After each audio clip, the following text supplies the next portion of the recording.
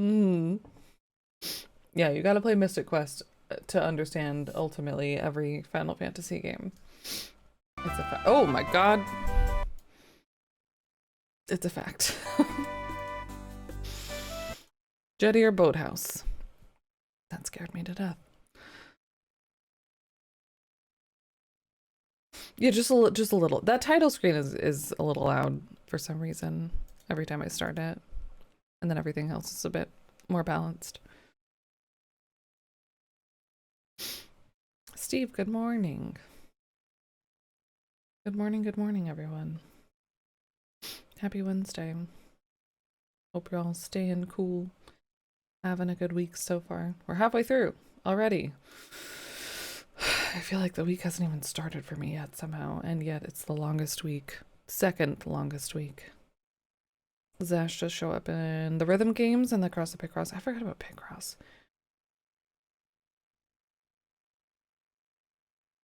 Before class starts this afternoon? Heck yeah, good luck with class.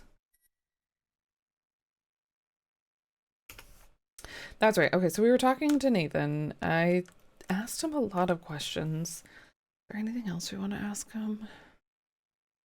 This kind of looks like a little smug smiley face. Or tell him, or show him.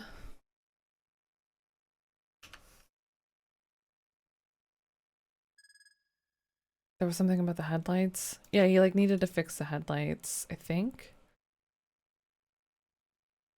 And we either need to go to the jetty to talk. We need to go to the jetty to talk to Evan, and or go to the boathouse to eavesdrop on Nathan and Albert.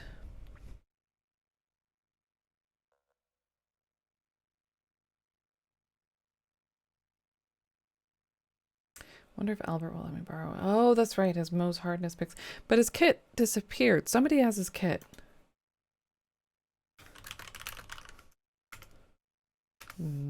But Margot had her secrets. What? About a kit? Would she have taken the... Why?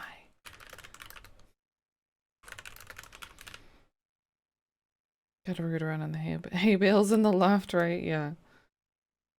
When you mentioned that you've been collecting rock specimens from around the lodge, Nathan's eyes widen. We did finally get to go up there yesterday to eavesdrop. We had a roll in the hay. May I see what you found? Of course. You show Nathan the sample you obtained from the cliff. You collected this from the cliffs to the southwest, right? I did.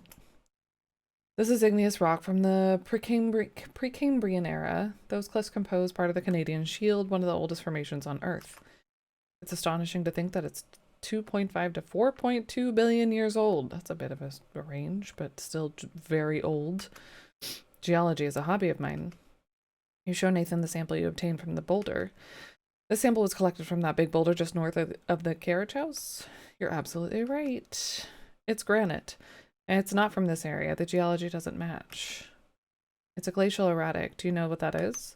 I do. It means that the glacier deposited it here and after it melted away. Why am I trying to add words? It was like Ediacaran biota. I don't know what that is. I've heard of the Precambrian era. That's about as far as I've got. Rocks are cool. I wanted to be a geologist for a long time.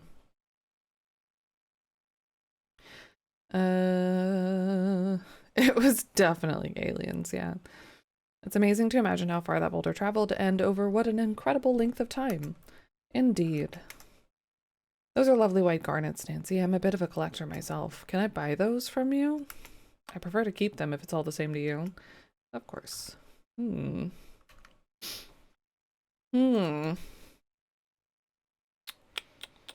asked him about the key.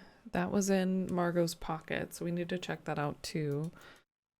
See if that goes anywhere. Empty box of flypaper. Okay, I think we'll just leave then.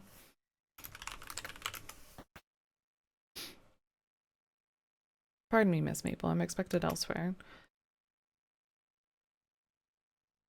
Oh, he's taking the lantern. Geology would be an interesting choice. I'm sure you would have the patience and perception needed for it. Oh, thanks.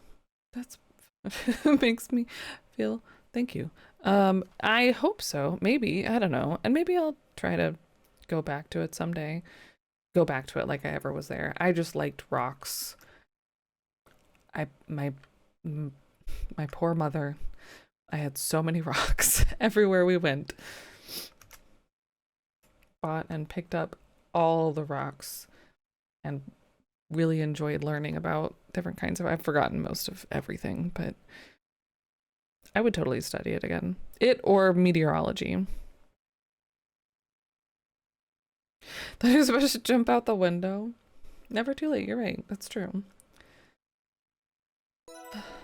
Warren Nathan's okay. We know where he's off to, but first, what do I want to do? The jetty or the?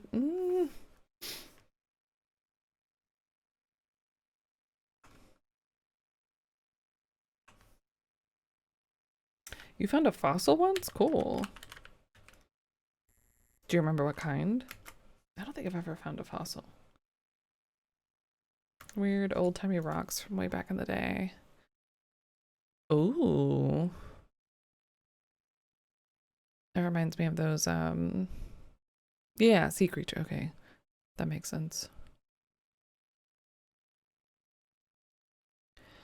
Of, what are they called? Not ammonite, but ammonite? Ammonite, yeah.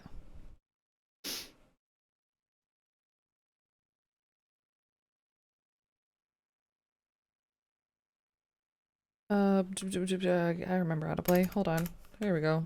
Arrow keys. You can also click, but I prefer the arrow keys. I'm going to go to... If he's going to be at the jetty for a while, then that's fine. Maybe we should go to the boathouse first. It's right here.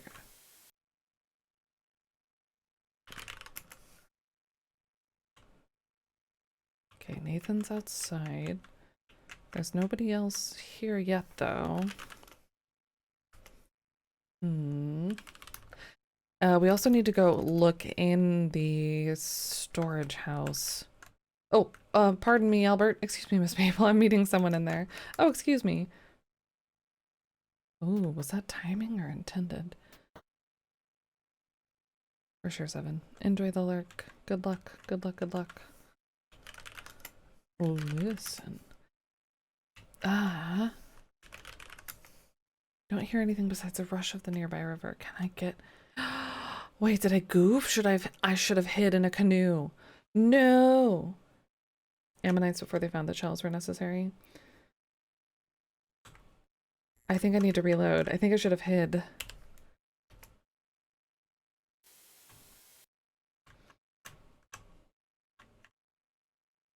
Hide in canoe?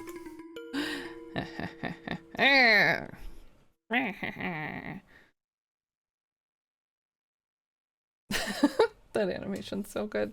You hide in the canoe. Mr. Cardinal, are you here?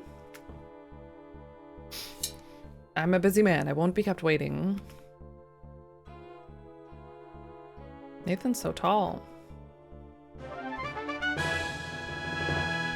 Yo, Whiskey Juliet with the raid. It's good to see you. Welcome, welcome, welcome.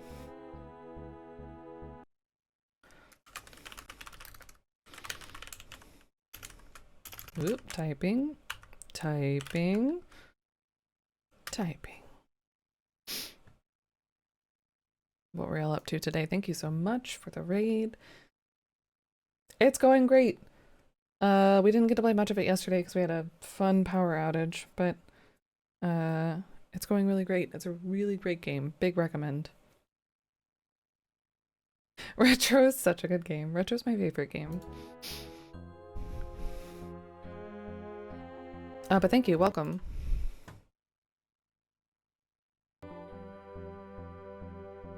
I'm here. I feel like I almost snorted just now. I'm here. Have you prepared the document? Of course. Signed and sealed. Very official. More Discworld Noir? I want to play that so bad. I think we might play it this year for spooky season. Really getting into it? Ooh, that's good to know. I'm glad. I haven't played any of the Discworld games, but I attempted to play it last year and failed. A short adventure game just titled Retro? That would be funny. Throw off the Twitch categories.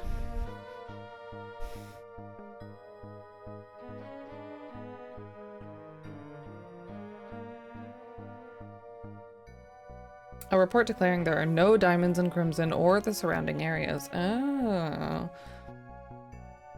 Good. Do you even care to know if there really are diamonds here? No, I care about protecting this land from further environmental devastation.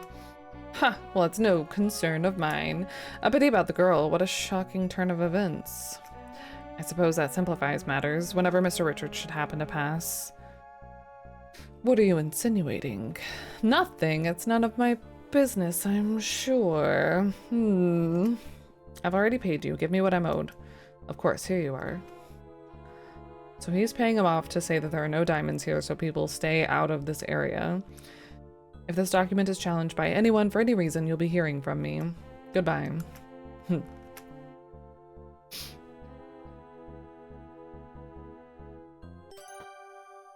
Although the Discworld adventure games make a lot more sense with a small background of understanding the books. Good to know.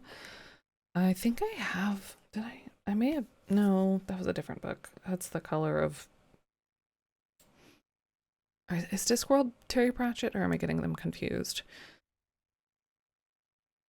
I have no understanding of the books. Long story short. Color of Magic, I have, yeah. But I've barely gotten into it. Hey, Pecto. Happy Wednesday. What did I say? Pratchett? Pratchett. Yeah, that's what I said, right? Is that also the same? That's the Discworld author. Open door. Yeah, Terry, there are 3 really good HBO adaptations, which will do if reading is not your thing. I do like reading, but I am in the middle of like 3 different books right now, so that's good to know. Good to know. Oh, that was the sister lady. Oh, I opened a thing. Go away. Color of Magic was like the first book, and The Light Fantastic were a bit awkward. But it's the start of a veritable flood of extraordinary books. Did you finish the Mist books? No, not even close. I'm still working. I'm about halfway through the first one. I took it with me on our trip this week, but I had no time to read. I should have read on the plane, but I slept. And no, we didn't play cards this time. We did when we went to Texas.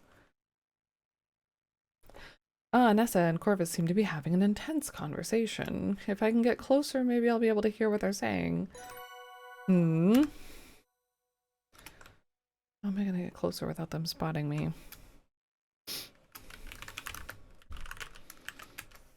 Hey, Sammy. Happy Wednesday. Oh, listen. Hey. For a 1-year-old, good luck to you. Yes, no, good luck to you. Thank you. Yeah, thank you so much for the raid again. Have a good rest of your day, and good luck with the dinner. You conceal yourself behind an ideally situated apple tree. I won't be needing this anymore. Nessa takes a silver flask from her pocket and pours it out onto the grass.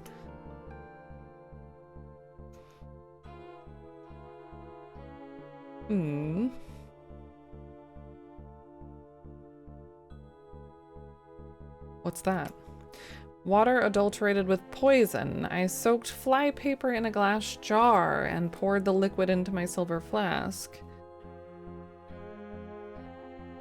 So the fly paper had arsenic.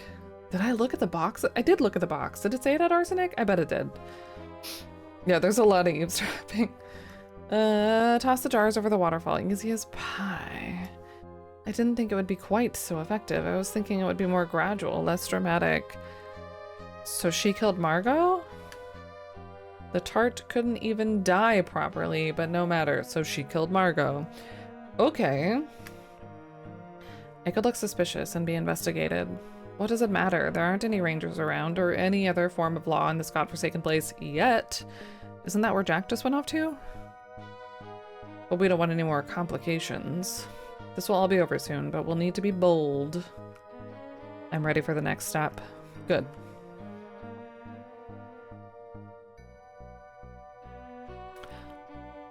But I need to go. What a strange conversation. Nessa mentioned tossing some jars into the river by the waterfall. I should go to the waterfall and take a look. Yeah, but I also need to talk to Evan.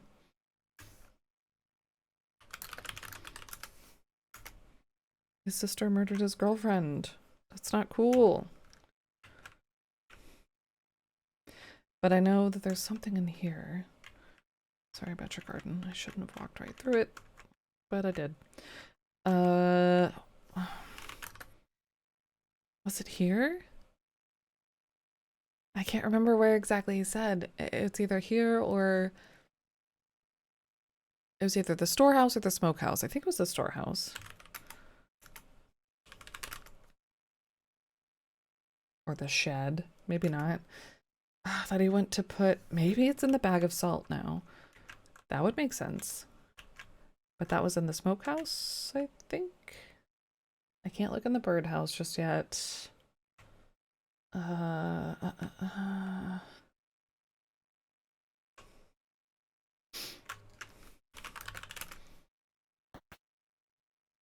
They said they hid something here.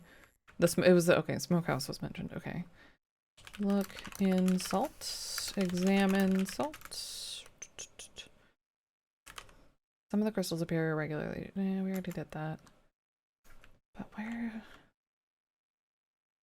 A load-bearing flask. Look in pot.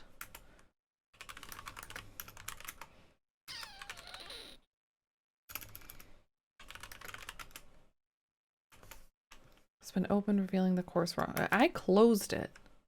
Oh, but there's something sparkling on the ground.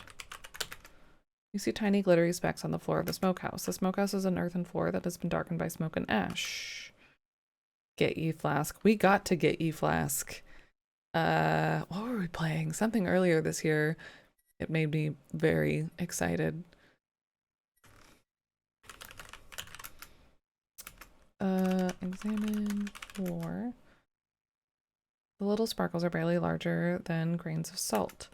They're mostly present around the bag of rock salt. Can I get them? The minuscule specks are no larger than grains of sand. You can only see them because of the light hitting them. You can't pick them up.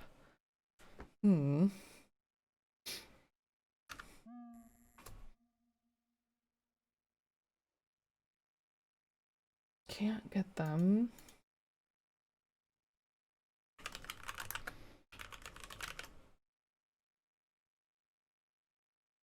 Could be salt.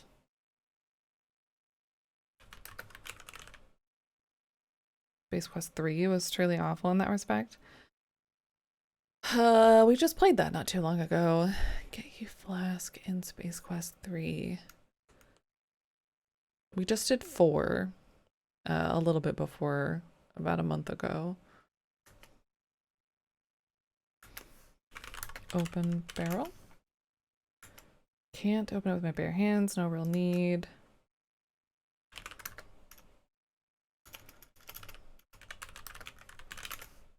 Table is clearly used to prepare the meat before it's preserved. Countless cuts and scratches. There's gotta be something in here. Oh, fish? They look incredibly appetizing to you.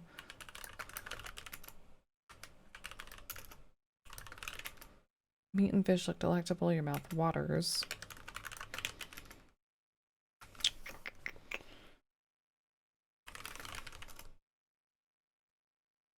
You overcome it. So I can't look in any of the meat. Oops. Oops, where am I going? The salt bag is now closed. Weird.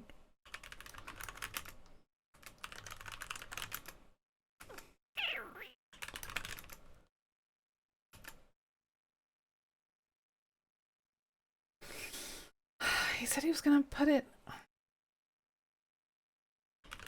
There's something in here.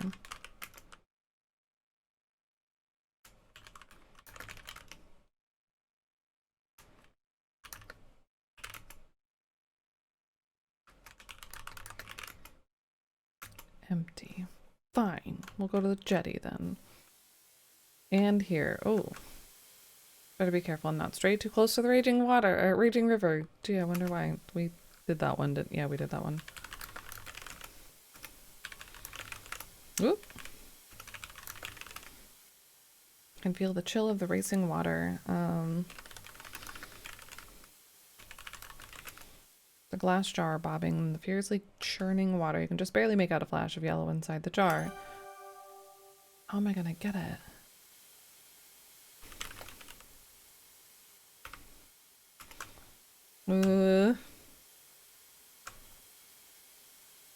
Oh, autosave is off and I can't turn it back. Oh, because because my saves are full.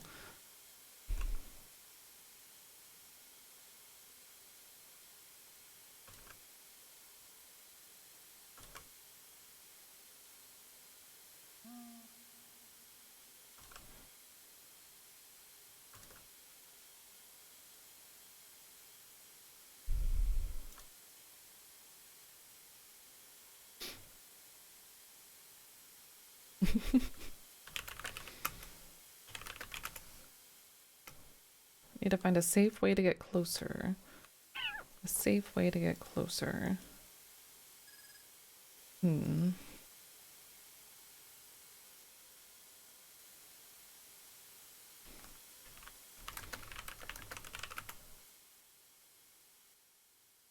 tie the rope around the tree.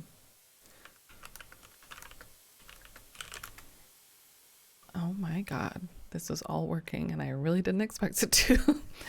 You tie the loose end of the rope around your waist. I'm not walking around with this rope tied around me. No, but...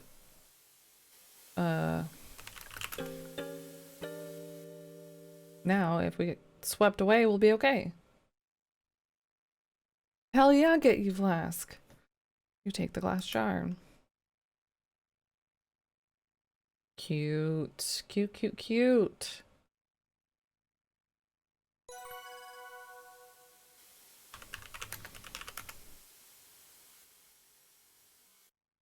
You untie the rope from around her waist. You never know, we might need it again. Oh no. In your enthusiasm to secure the rope to the tree, you created a series of utterly undoable knots. Rope has done its part. Alright, well I guess the rope's staying there. Many deaths, I agree, yeah. Mr. Richards, there you are. Mr. Richards? Evan doesn't acknowledge your presence. He looks lost in thought, or maybe highly inebriated. Possibly both. Well done. A damp strip of flypaper. This looks like one of Jack's jam jars. Closer inspection reveals a white powder residue at the bottom of the jar, a strip of damp flypaper inside the jar, and a small oily spot on the outside of the jar. An oily spot, you say? We know what to do with those. Right? Use, put.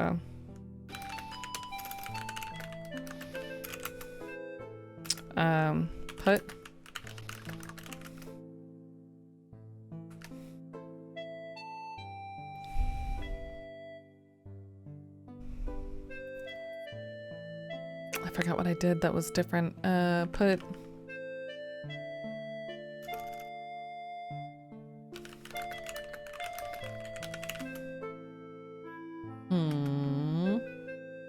An oily spot, though. That could be fingerprints.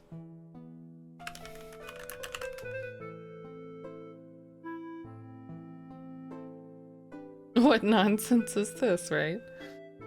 Well, it's not oily spot on the outside of the jar. Oh, dust fingerprint.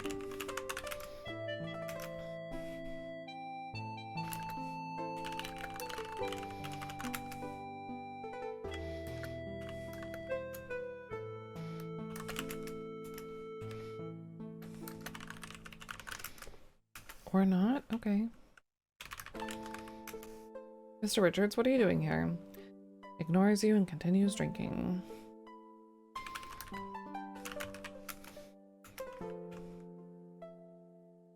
Would better be careful, not stray too close to the edge of the jetty. Yeah. Push Mr. Richards.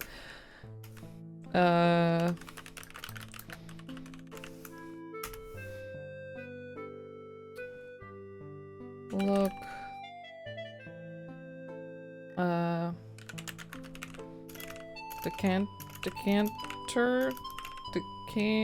That feels wrong.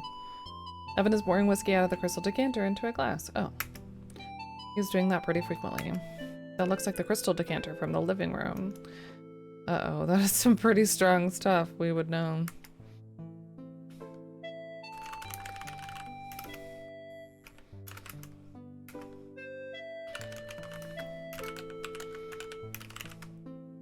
Seemed to be the source of an inexhaustible supply of whiskey. Have we tried walking off the pier? I don't think so. We've definitely gotten into the water.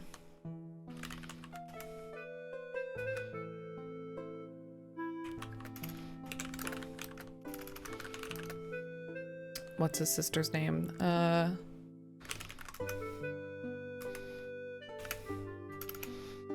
What was her name?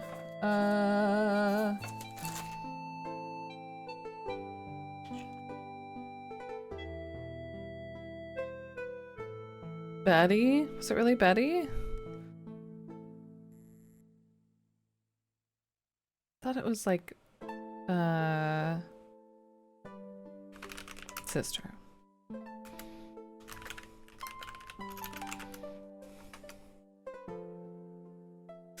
Was it Betty? Tell about Betty. Betty's not her name. Or it's not in this, well, instance. Damn. Damn. Whatever. Oh, but then who's the lawyer? Why didn't I write all these names down?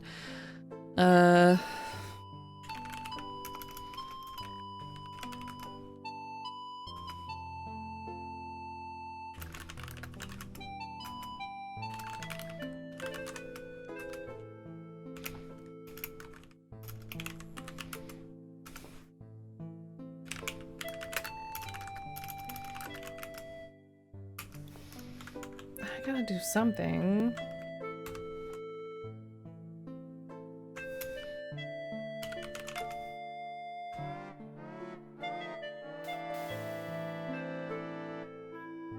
He just sits there. Cool. What was that? Big fish.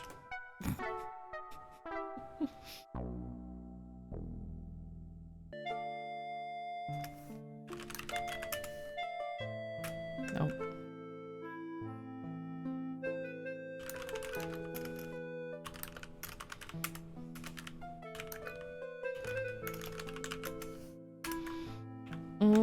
I don't know what to do here.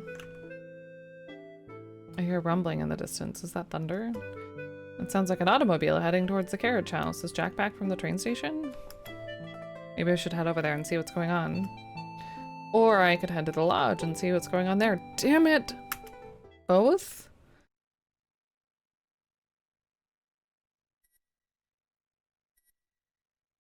I feel like this is more timely. Like time... sensitive. You hear muffled voices, but they're too far away from the door for you to discern what they're saying. Oh.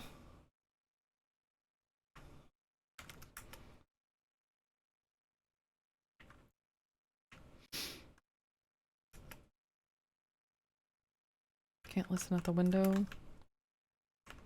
Oh, use glass. Listen with glass. I forgot. With the help of the drinking glass, you can hear a conversation behind the double door. They can't know why you're really here. Who knows what could happen? Of course, the ranger. I understand the potential risk involved. I will be discreet with my investigation. Nessa, that's what it was. Thank you. We'll just say you were in the area, and that's how you got here so soon, not that you were already on your way. Understood. The young lady, Margot. Yes, Margot. Is there any reason to believe her death was suspicious? She's always been a bit sickly. Don't bother yourself with that. Just make like you're looking into her death. That'll be a good cover, but focus on what you're really here for. Okay, Jack. Corvus. How could I forget Corvus? Thank you. It's your stomach. Good luck, Jifen. Conversation seems to be over. Okay. But now I want to see what's going on in the lodge, but I also want to... I know it's early, but we're going to take a little break. Ooh, as soon as we get back to the lodge.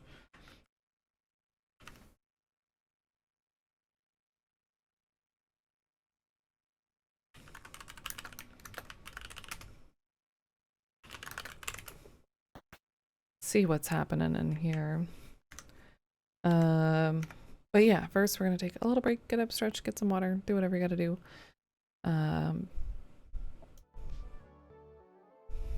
We'll be back shortly. It'll be a short break. It's early. Earlier than we usually break, but let's do it. BRB. Hey Benjamin, hello. Welcome, happy Wednesday. We are just about to pop off and take a quick little stretch break. You should all do the same. Go wiggle your waggles, drink some water. I'll be back in just a few.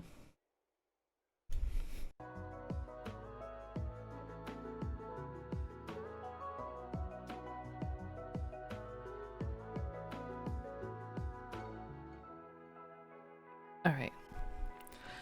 We're back. Social, thank you. Hello, and thank you very much for that resub. Social media makes me feel old. More like, social's resubs make me feel old. Good God. That's a lot of months. Thank you. I hope you continue to enjoy your couch and your emotes. Thank you. I got some caffeine and breakfast sandwich probably in my teeth.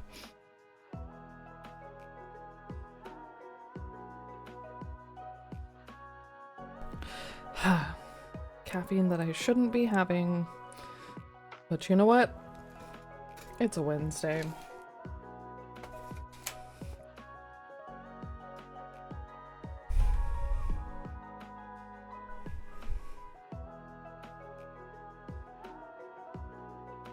All right. Back to the old Crimson Diamond. Okay, so we just got back to the lodge after a lot of things going on outside. So let's see what's going on inside.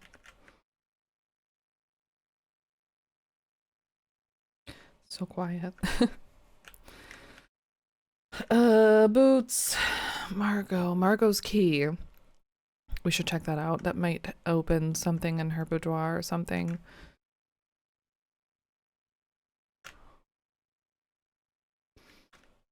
Or a trunk. Maybe. We tried to, oh. It's dinner time? I wasn't ready for dinner time. You settle into a chair around the dining table. Nancy, there you are. We're about to get started. Hello, Ranger Dan, I want to say was his name. We didn't hear it today, I don't think. Where's Mr. Richards?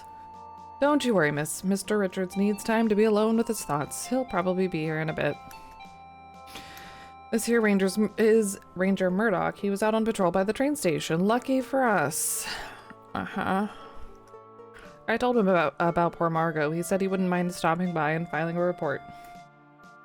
A report? Whatever for. She had a fit and died. Bury her and be done with it. It gives me the creeps having a dead body around. I'm sure nothing's amiss, but how could I turn down Jack's hospitality? I'll take a look, file a report of the death, and save old Doc Travers?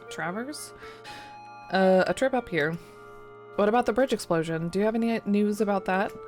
Bridge explosion? News doesn't travel very fast in these parts. I'm out in the bush most of the time. A likely story. Of course, I was so distracted by Margot's death that I completely forgot to mention the bridge to Ranger Murdoch. Anyway, I sent a telegraph to the closest town. I'm sure the appropriate authorities are handling it. I'm sure bears and raccoons are more my jurisdiction. Not much happens out this way. Tomorrow morning, I'll take a look at Miss Margot and be on my way. Sounds good. My, it's late. You must be bushed. I'll get you set up in the spare room upstairs. Are we done here? I'm dreadfully tired. Wait, nobody's eating? I am tired as well. Nessa and Corvus leave the table after exchanging what seems to be a series of impatient looks. Kimmy follows soon after, seemingly unwilling to appear rude by leaving first. We haven't talked to her in a while. By the time Jack shows the ranger to the spare room, you realize a lot of time has passed and Mr. Richards still hasn't turned up. Uh-huh. I should check up on Mr. Richards. Chapter 4 is already done? What? Kudos on your thorough investigative technique. I was gonna investigate more. Do I need to reload that? And not go into the dining room? Hi, Nico. Nessa and Corvus have been exchanging a lot of knowing glances. Right. What are you impatient about? Could it be the fact that Nessa killed Margot? Chapter 5. Escalations. You're shocked to see such disarray. Oh. I don't like the look of this. Who was missing at dinner? Besides Mr. Richards. Anyone? I don't think so. Was Nathan there? Jack was there, Corvus, Nessa, Kimmy, us, Albert. I don't know if I noticed Albert or Nathan because they didn't talk. Oh.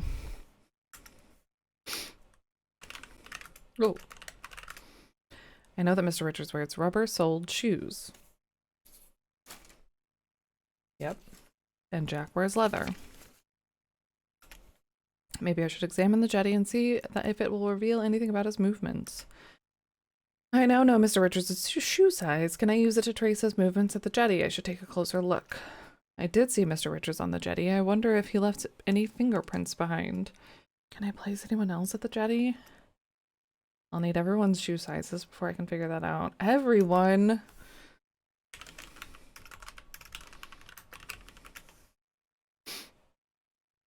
I do want to examine that jar. There's an oily spot on the jar that we got.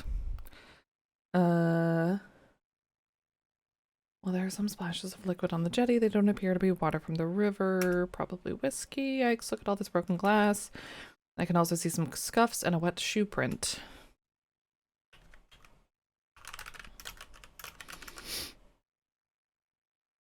The direction of the scuff marks appear to lead away from the jetty and into the woods to the north. And these scuff marks were made by rubber-soled shoes. Mr. Richards wore rubber-soled shoes and boots. These scuffs were likely made by him. He definitely didn't jump or fall into the fierce current. It's more likely that Mr. Richards was dragged away from the river. I now know Mr. Richards' shoe size. Can I use it to trace his movements at the jetty? I should take a closer look. Yeah, I think they're all except Margot that we got to see so far were 11, I think. Fingerprints. Anyone else? Don't get too close. What a waste of good Canadian whiskey. And carbonation. You think you can see an oily mark on the outside of the overturned whiskey glass? Yeah, that's what I want to do with the jar that we have in our inventory.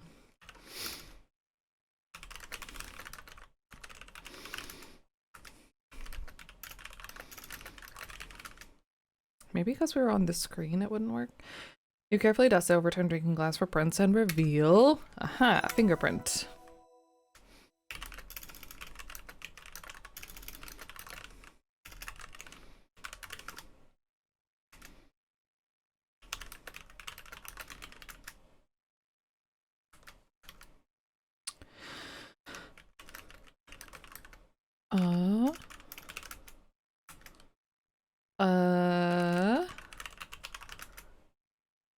You tear off a piece of tape and press it onto the powdered fingerprint. Okay, but I want to do that with the jar also. Mr. Richards wears a size 12. This shoe print looks larger, but I should examine it more closely to verify.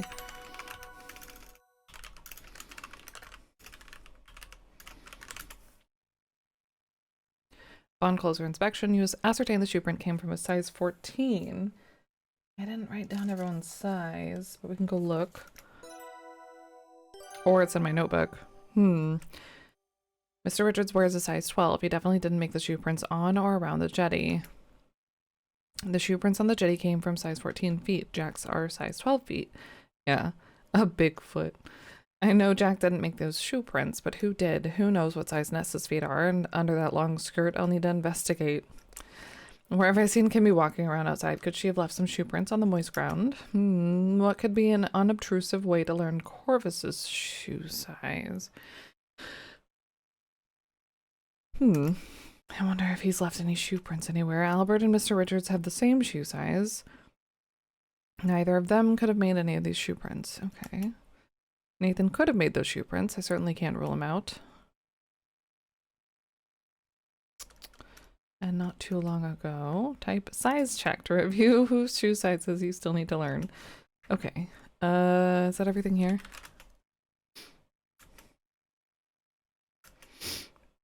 We looked at the scuff marks and the shoe print. Glass, decanter.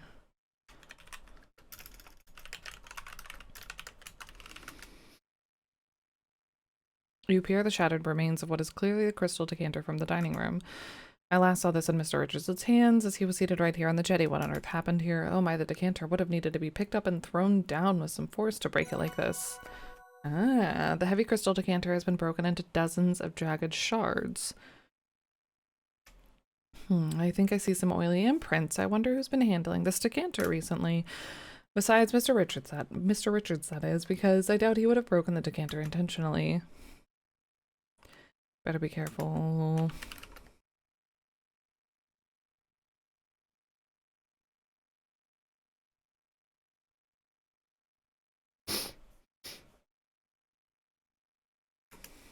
Two fingerprints. Well, one's probably Mr. Richards, I would guess.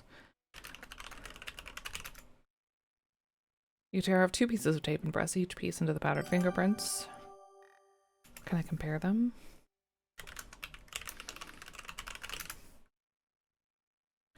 Upon closer examination of the fingerprint you obtained from the overturned drinking glass, you conclude that it is Evan's fingerprint. Okay, that makes sense. I did see Mr. Richards drinking out of this glass earlier. Evan and Nessa's fingerprints on the crystal decanter. Can I play? I don't think anyone else was at the jetty. But Nessa's fingerprint is there. Need to figure out Evan's shoe size before I can figure that out. Donk. Hey, Lash. Happy Wednesday. You have 11s? Yeah, I think 14 would be more... I think it would be more rare. I don't know what a average shoe size is for anyone. I wear 11s. 10s? I wear 10s, but in women's shoe sizes, which is, for whatever reason, 2 sizes smaller than men's, I think. Yeah, can I measure your feet? Let me just look at your feet. But here, I want to put small oily spot on the outside of the jar. That's totally a fingerprint, right? Maybe I need to be not on this screen. Oops. The liquid here has yet to be absorbed into the dock. Even in the moonlight, you can see that it's golden yellow and that it is whiskey. What a waste. The liquid on the jetty is definitely alcohol and not river water. Mr. Richards was here not that long ago. If he'd drunkenly fallen into the river, I'd expect to see watermarks on the jetty where his impact caused splashes. Besides the spilled alcohol, the jetty is dry. Yeah. Okay.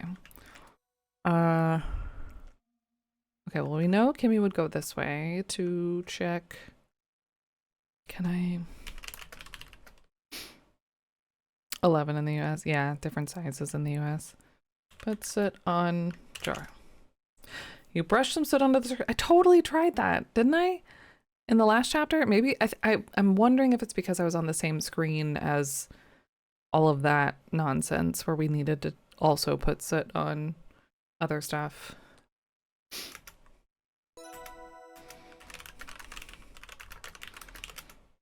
Already carrying the jam jar. No, need to lift it from the jam jar for some... Wait, what? Oh, okay, so I don't need to... Okay, so we just have it. Okay.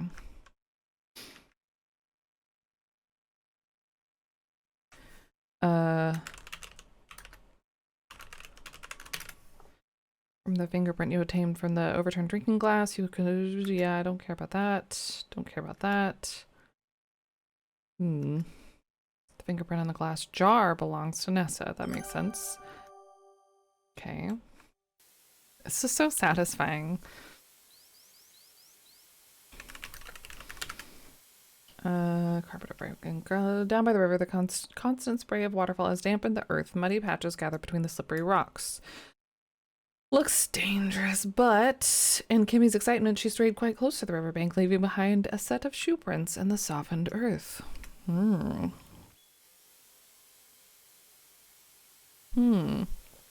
Uh-huh. Okay.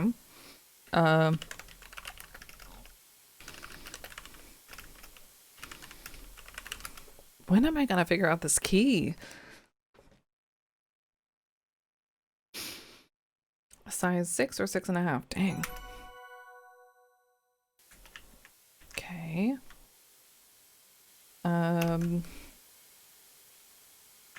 Nope. Damn it. Well, whatever. So we need Nathan, we need Corvus, we need Nessa. I think that's it. Did we get Albert?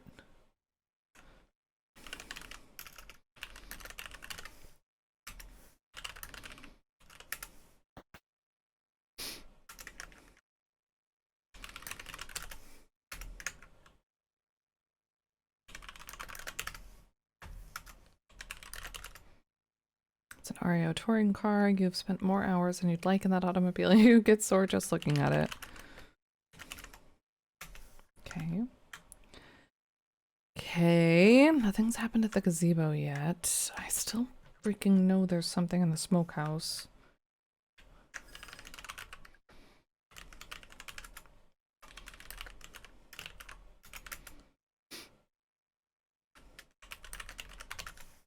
The cobblestone path. Yeah.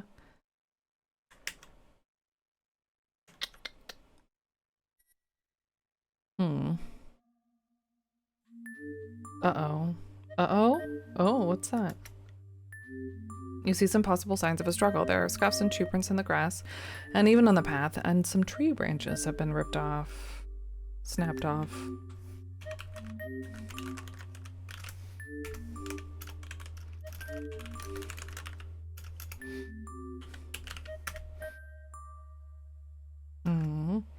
Luckily the paths are kept pretty clear of any obstructions. Some of the branches off to the side of the path look like they've been bent and broken. Is this just a light, or... You're relieved to see a path in this part of the forest. You can walk in any of the cardinal directions. Some strange puddles of liquid glistening in the moonlight. Southern and eastern portions of the path, you can see some scrapes and shoe prints in the grass.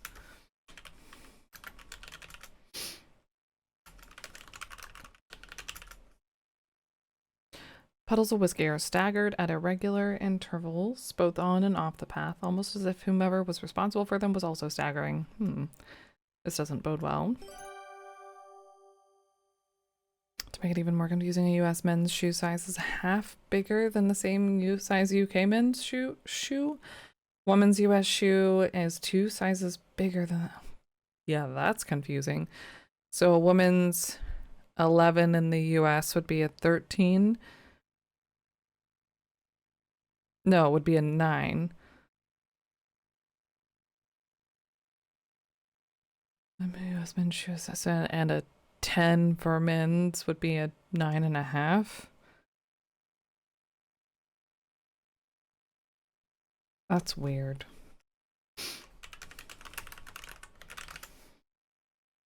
You can clearly see some long brown and gray hairs caught in the tree branches. Long brown and gray hairs. These look familiar, like Nessa's. A lot of the hairs have their follicles intact. I'd say that some of these hairs were caught and pulled out with some force. Long brown and gray hair. Only Nessa has hair like that. I should take a closer look at the scuffs. Right? And just, well, I guess depending on if you're going metric or not, right?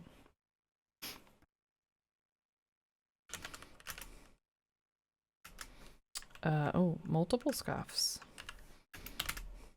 Damn it.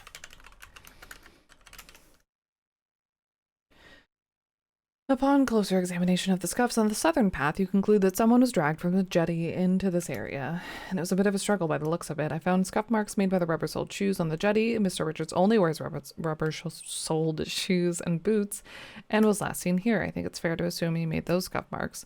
And the scuff marks found here look like they're also made by Mr. Richards, making the same struggling movements. It seems pretty clear that Mr. Richards was dragged from the jetty and into these woods. Nessa must be, like, ripped.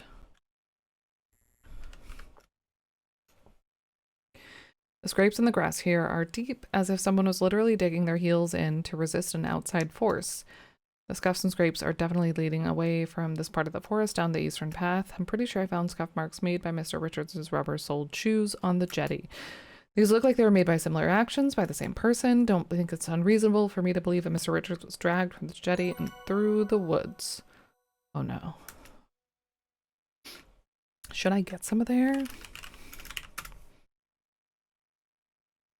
Take some of the long brown and gray hair. Might be useful bits of evidence. Do I want to get some of the whiskey? I don't think I can. I can't even spell whiskey. Okay. Hello? I may need a PhD. Signs of a struggle continue in the area around the smokehouse. The scuff marks and shoe prints continue along the path and into the smokehouse. Oh, I don't like this. The door to the smokehouse is shut tight, but you can hear some indistinct noises inside. Oh.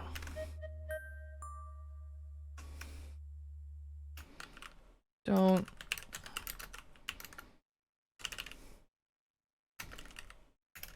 Whatever. You can wait, right, Mr. Richards? Scuff marks leading to the smokehouse. Uh-oh. Whose shoe prints are these? Learning everyone's shoe size will let me figure that out. Okay, so we have another shoe print here.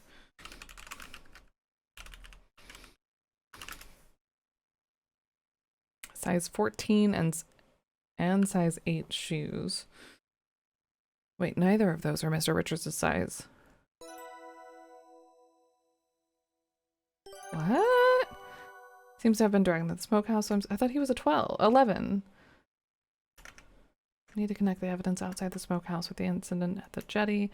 Should go back to the jetty and take a closer look. But I also want to look inside here. Oh! Nancy, I'm busy in here. Please step outside. Nathan is frantically rummaging in the smokehouse. Nathan, where's Mr. Richards? What happened? I don't know. That's what I'm trying to find out. If you don't have any helpful information, please leave me to figure this out. Oh, of course. On one hand, I'm relieved that I didn't stumble onto anything ghastly. I really did think there was going to be somebody hanging on like a meat hook. But on the other, where's Mr. Richards and what's happened to him? Maybe then he'll let me into the smokehouse and I can continue my investigation. Mr. Richards seems to have been dragged into the smokehouse, so I'm still not sure why. I need to learn everyone's shoe sizes. I need to connect the evidence out. Yeah. Go back to the jetty.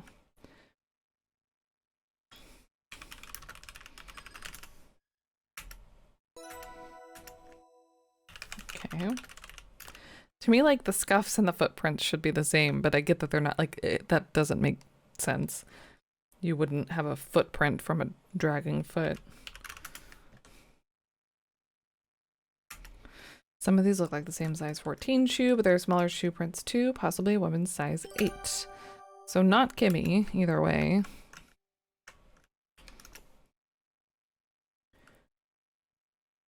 14 and an 8. Okay.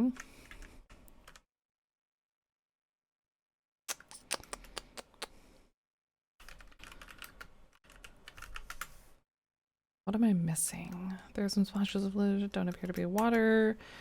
Broken. Oh, I didn't look at the glass, I guess. I mean, I did, but how do you know you don't get footprints from a dragging body? No reason. Well, it would drag it, right? You wouldn't get like a print. It would be like a smudge. Yeah, okay, we got the fingerprint. We've seen the scuffs, we've seen the footprints, we've seen the decanter. We've seen the liquid. The source of the golden yellow liquid.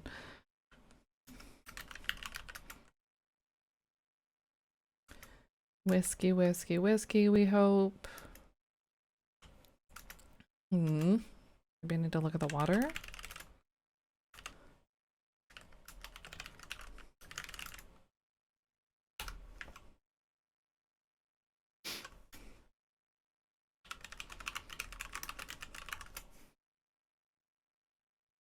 What have I not done? What have I not examined? Does it smell like pee?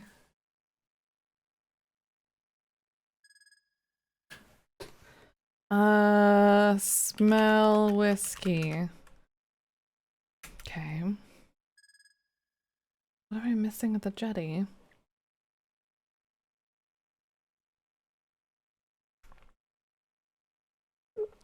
Excuse me.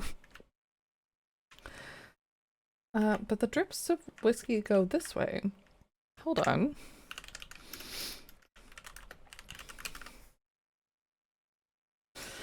Bottles of liquid leading towards or away from the dining rooms. So the whiskey goes this way, but the dragging 8 and 14 feet go that way.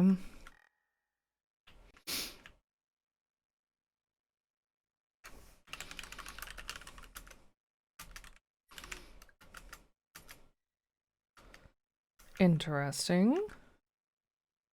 He was a robot. That's it. Can we go down here? Is anything still the same? Okay.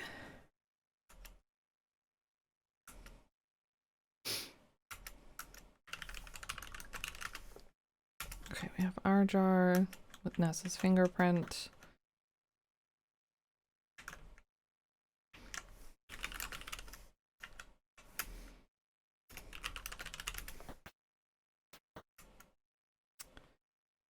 And the puddles stop here.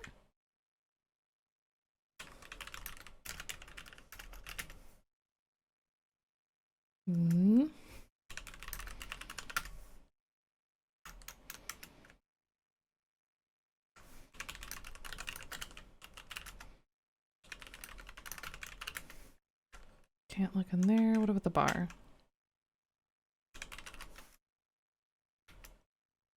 Okay. So his trail disappeared, but that doesn't mean much. I don't think. He could still be anywhere, but everyone's kind of out doing their own thing, it seems. And I still want to figure out this silver key.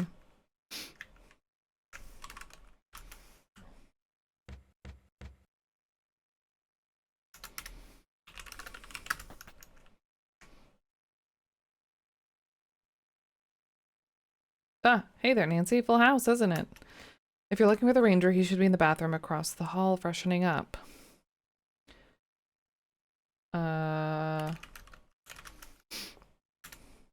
Better not get any more unexpected guests, else you folks are gonna have to start sharing beds. You know where Mr. Richards is? Last I saw him, he was sitting on the jetty looking morose. He's not there anymore, and it looks like there was a struggle. Jack seems to be purposely preoccupying himself with the blanket. Well, Mr. Richards will often go out on walks in the evenings. I'm sure that's all that happened. Nancy, please, just stay indoors and keep to yourself, won't you, for your own good? Hmm.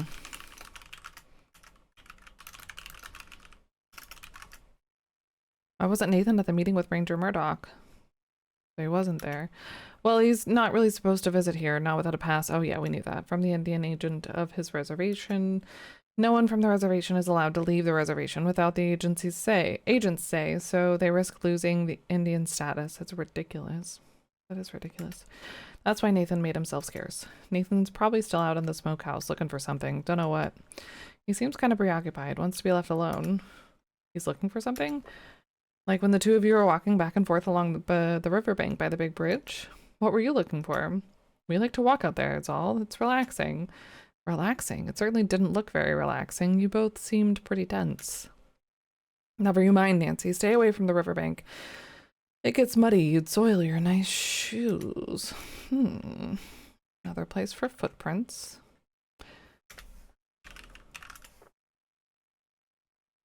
And the upstairs closet. Oh, shoot. What did I... How do I...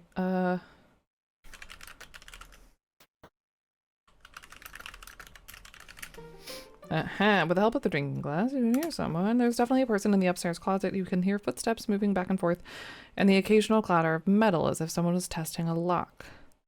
Who could be in there? What are they doing?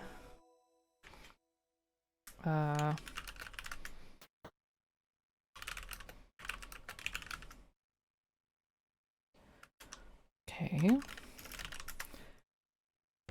But the ranger's supposed to be in here? But he's not? Jack said Ranger Murdoch would be in here. I wonder where he could be. Someone's in here. Why would someone be in there? Could it be a raccoon or something? Do I want to knock? Or just open the door and catch them? I'm just gonna open it. Hey. Oh, pardon me. You've stumbled upon the ranger rummaging in the closet. Ranger Murdoch, what are you doing in here? Oh, Miss Maple, is it? You certainly gave me a start. Jack directed me to the bathroom, but I don't seem to be in the right place. Yeah. But I'm used to being out in the wilderness, but a bucket doesn't seem that appropriate as a bathroom, eh? The bathroom is across the hall from the spare room. Oh, I thought Jack said across from the stairs. My mistake. Excuse me. Yeah, did he just shit in the cupboard? I'm looking.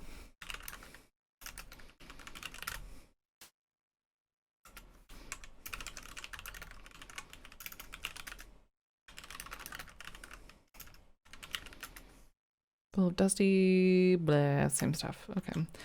But we do have a key. So let's close this door. Mop in a bucket.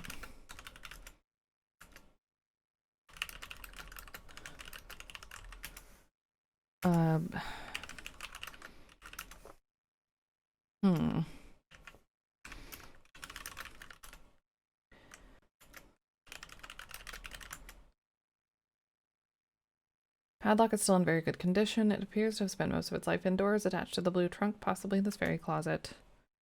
Looks even sturdier up close, but it would secure just about anything. Can I...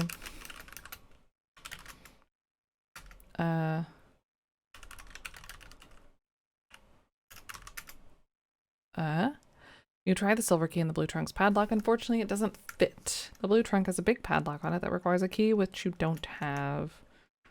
What about this one? Doesn't fit. You lack that key. They don't have any... Okay, that's the only lock we can examine.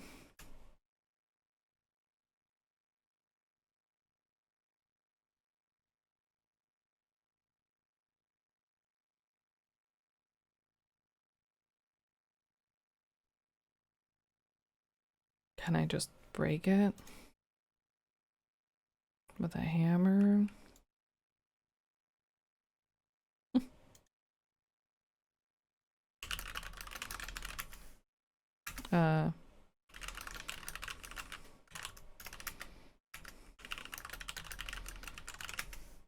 Okay. Guess not. Herm. Okay. What about up here? Okay, Nessa's not in here.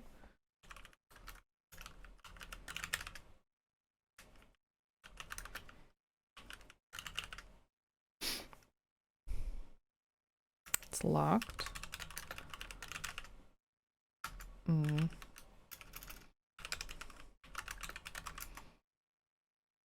Oh, the lock seems sturdy on the jewelry box.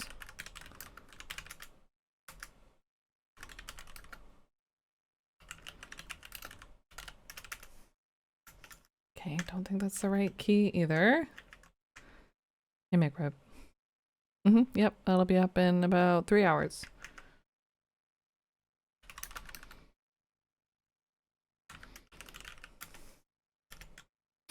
Nothing in there.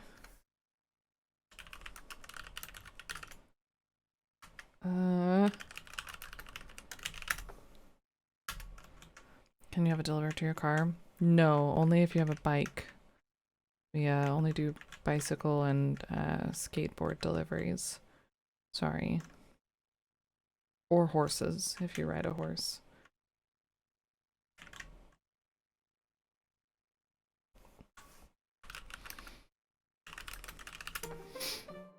With the help of the drinking glass, something going on in there. Oh, he went in there.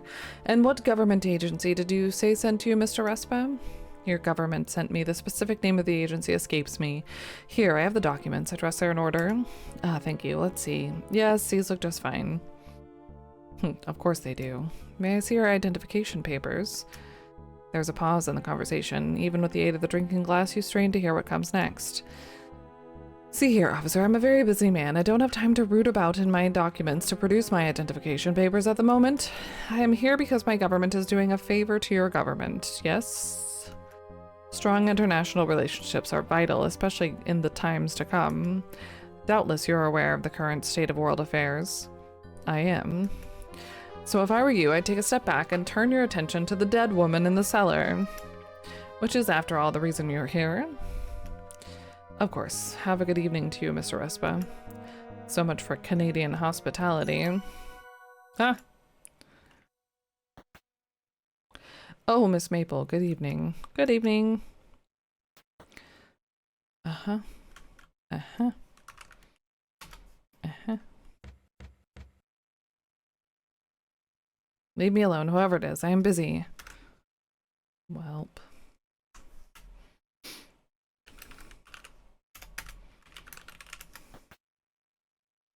Ugh, forgot to lock my door again. I've had more than enough of your company, Nancy. Please leave me to my work.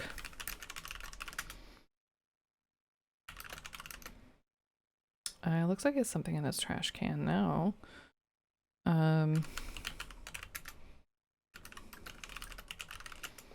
He seems rather dull. Most law enforcement officers are. I've found the ranger's nosy but harmless. Kimmy, on the other hand. Kimmy, what about her? She's planning something, mark my words. Well, you're a rather meddlesome girl. You're harmless. Last time I saw Mr. Richards, he was drunkenly staggering about in the woods. He seems to favor Canadian whiskey, that one.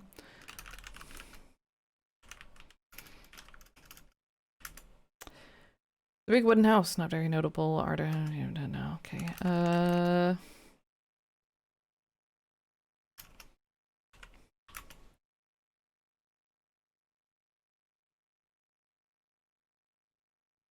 Okay.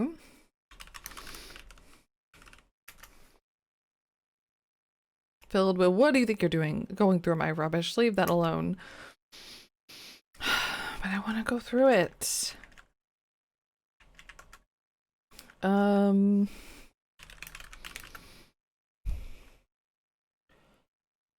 about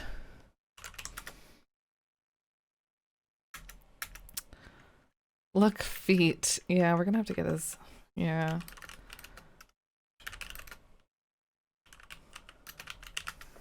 Miss Maple, I can't think of a reason why I would tell you that. Yeah. We'll have to figure that out. Okay, this is Corvus and Jack, yeah.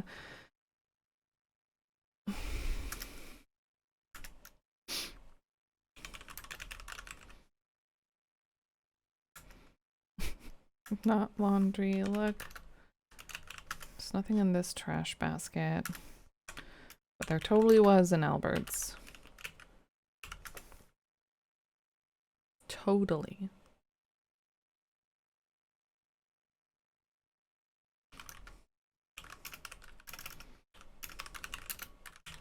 Where's poor Rome?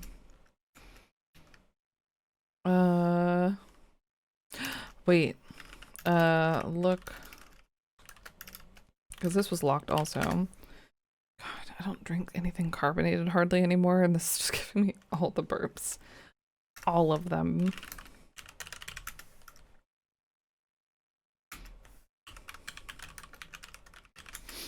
Can't unlock the satchel, you don't have the key.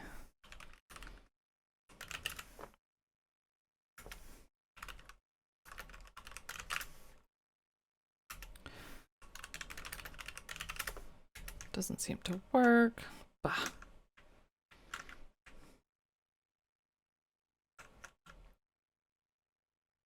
Kimmy.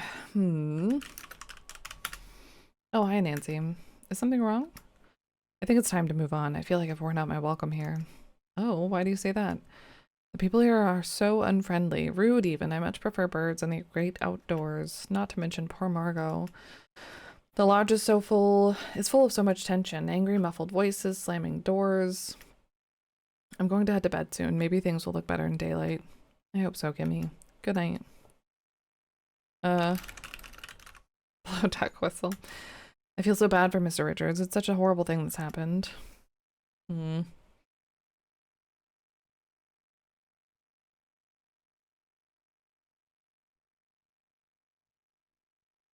Right?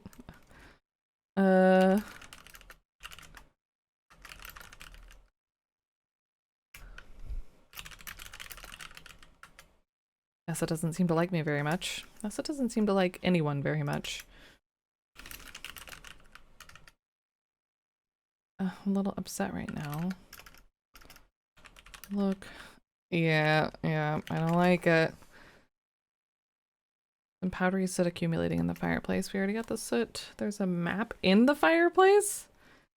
The map is on fire. Okay. A little too hot to handle right now. Get a shovel.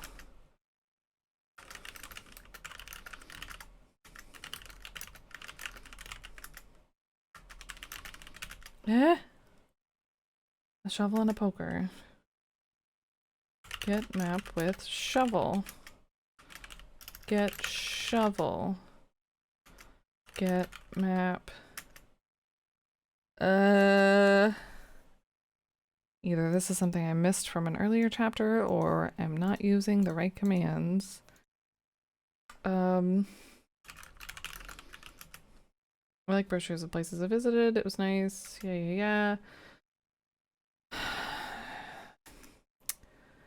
Yeah, we have a map, but why is there one in the fireplace?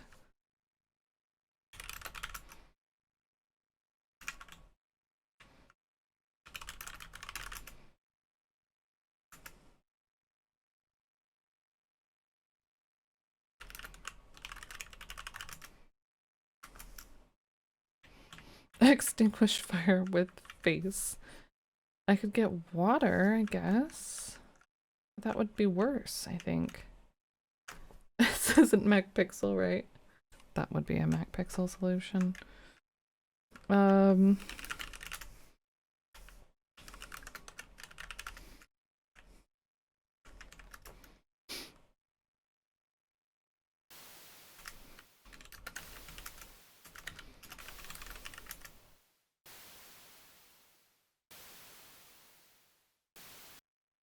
Okay, now we have some water. Oh, whoops. Just wanted to turn it off. Nothing in there. Yeah, we did MacPixel earlier this year. Put water on fire. Extinguish fire. You pour the water onto the burning map. Get map. Now that it's wet and burned.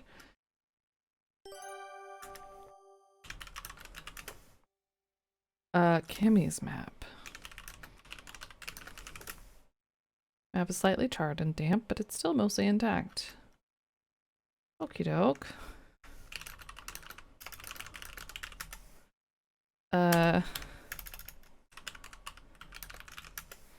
Kimmy, why are we trying to burn this map in the fireplace? Albert walked in, saw me looking at my map, and got extremely upset. I have no idea why. I told him if the map makes him so angry, I'd get rid of it. What is wrong with everyone? As much as I love the Cormans, I can't stand to stay here much longer. Yelled at me for no reason, seemed upset about the map I was looking at, so I burned it in the fireplace. I've had it with these unpleasant people. Is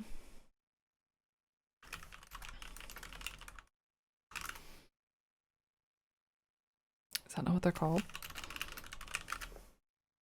Cormorants, not cormorants. Cormorants. I'm glad I got to see the nestling colony of cormorants. That was a dream come true, but I wish it'd been under better circumstances. Oh, Nancy, I just want to leave this place. It doesn't feel good being here. Yep, she's dead. Is there anything else I want to ask you about before you're gone?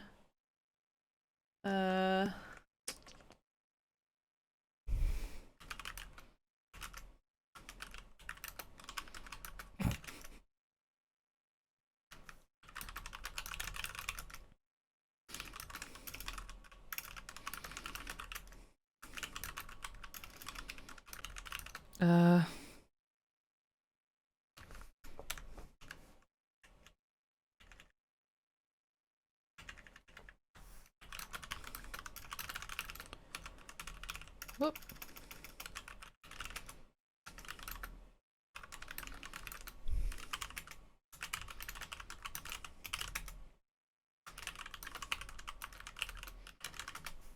I feel so sorry for Evan. So many unexpected guests. That includes us. Yeah, alright, fine, bye.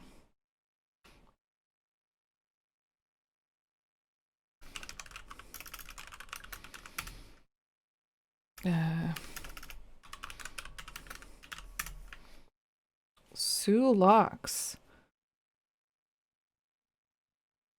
Why would Albert be upset by a map with the Sue Locks circled? Interesting. Let's ask him.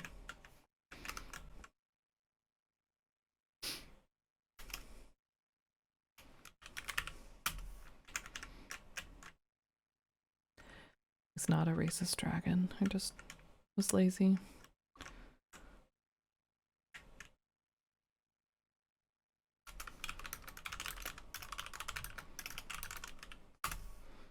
Albert eyes you suspiciously. Maps. Why are you asking me about maps? I do not know about that, Nancy. I'm a mineralogist, not a civil engineer.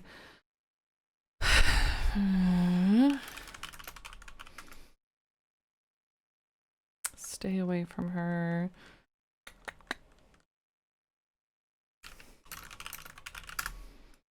Not an ornithologist. Yeah, but where's your stupid kit? I love that she actually spins and doesn't just flip. What did I say that I wanted to borrow from him? Something, some kind of hardness kit. Hardness something.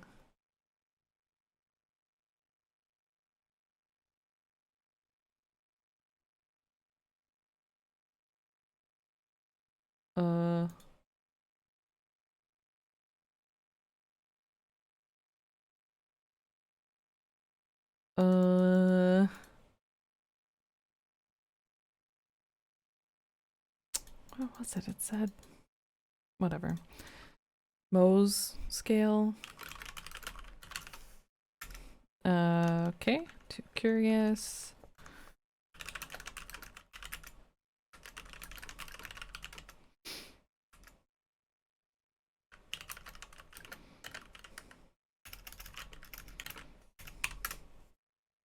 Jack was just in here imploring me to join the rest of the guests in the dining room. Okay, so don't go into the dining room yet. But maybe if we do get that triggered, we could come back and check out Albert's room.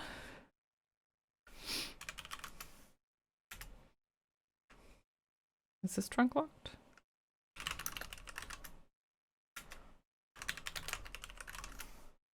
I don't have the appropriate key still. Oh, but this was locked too. Unlock vanity. You slide the small silver key into the vanity's lock. It fits perfectly. Hey.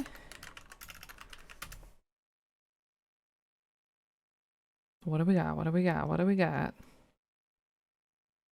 You open the drawers. Most of the drawers are full of various cosmetics meant for various parts of the face and don't interest you. But one drawer holds something worthy of closer inspection. You see a slim wooden box with a hinged lid and a smooth leather handle.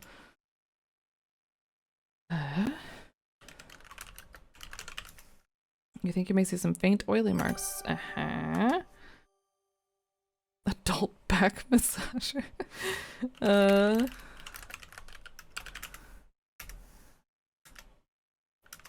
Oh, wonder if there are other fingerprints to be found, she said. Tear off 2 pieces of tape, and what do they compare? Evans. So they're all Evans here, I think. There are 2 fingerprints on the handle of Margot. Oh, Margot has touched it, and so has Jack. Oh. Margot's kit. Not a... no. Okay, so Margot and Jack. Why are Jack's... it's like mixing... when you say something as vague as compare fingerprints, it tells you a lot about a lot of the fingerprints. Why are Jack's fingerprints here? I should ask him about this. Okay, so we need to talk to Jack. Oops.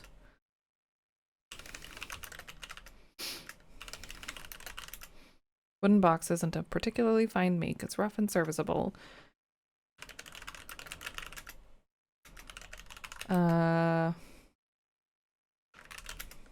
Okay, can we open it? Do we want to open it yet? Bursting with curiosity, you open the slim wooden kit. What is it? The kit contains a host of mysterious objects. Of particular interest are a pamphlet, a glass bottle, a metal box, and a small ampoule.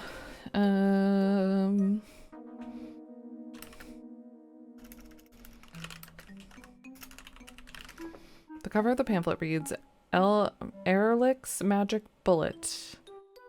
Kit prepared by W. Martindale, chemist. Is this because she was sick?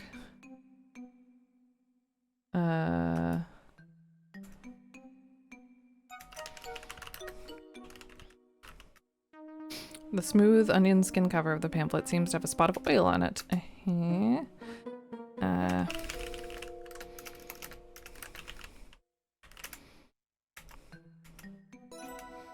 It's a big fingerprint. You tear off a piece of tape and press it on the powder fingerprint. We'll compare after. I feel like we're gonna need more. Look. Oh my gosh. Look. Bottle. Rubber tube that is attached to his neck.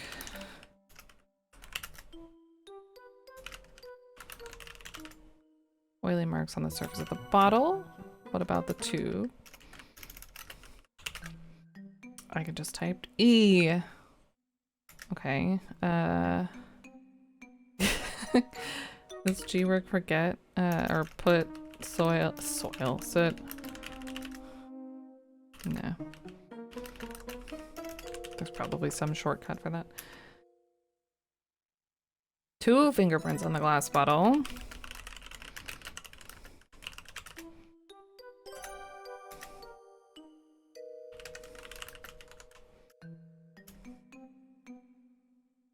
Even though I typed it all the way out. small ampoule is a single-use glass vessel that prevents air from spoiling its contents. The ampoule has a paper label pasted to it.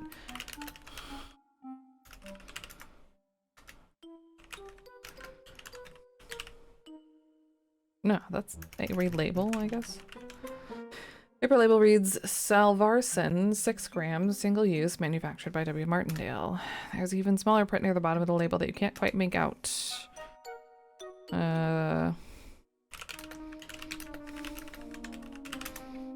Can't use my loop to read it?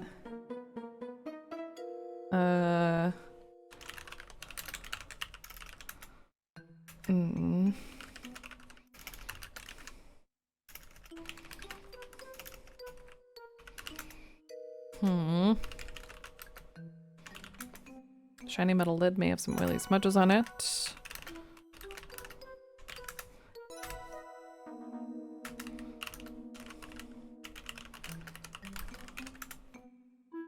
Okay. But we're still... something's missing in this case.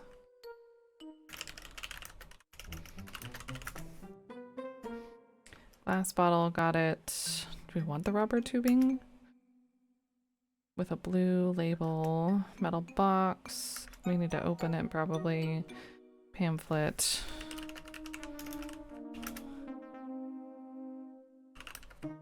Right? We have messed everything up. You've never been good at opening these types of little metal boxes. After chipping a nail, you decide to leave it alone. Boo. Come on, Nancy.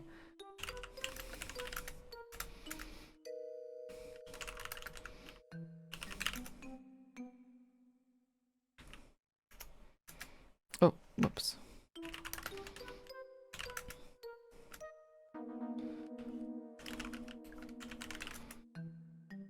There. Oh. Don't know what I did no, I guess I just said read. This compound contains arsenic. Administration in excess may lead to nausea, seizures, and death. Do not exceed appropriate dosage. Arsenic, oh dear. Interesting.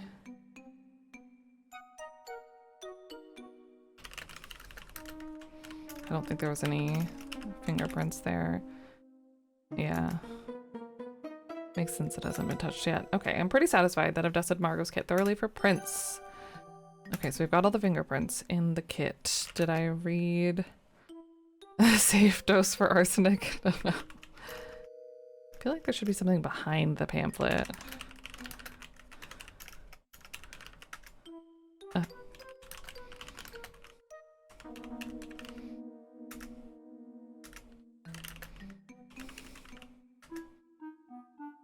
Couldn't hurt to take a look inside the pamphlet. Ah, okay. Lots of really interesting reading here.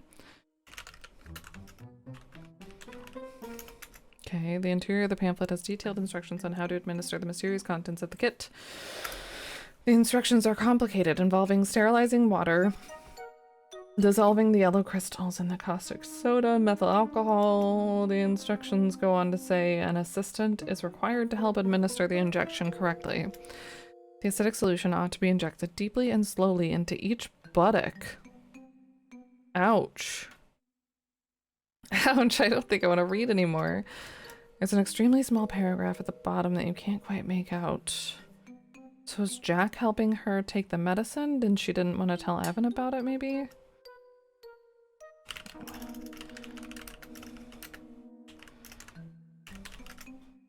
Couple marks inside the pamphlet. Wait, what did it say? About the bottom? Acidic solution, ouch. Extremely small paragraph at the bottom that you can't quite make out. With the aid of your loop, you're able to discern the following. Warning, Ehrlich's magic bullet contains arsenic. Yeah, okay. Oh, Margot, I have a bad feeling about this. Do you want to take this? No, okay. Alright, so we got all the fingerprints, we read the pamphlet. Feels weird that there's nothing to do with the tube. But I guess that's fine.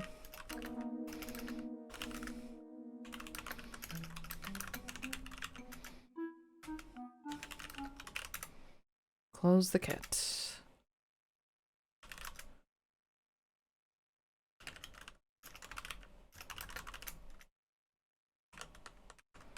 I think that's it.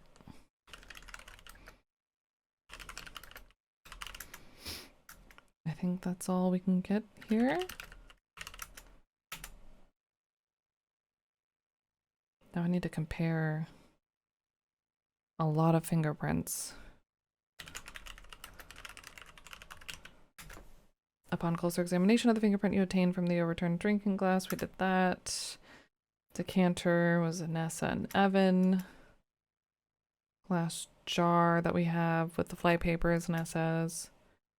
What about the ones in the...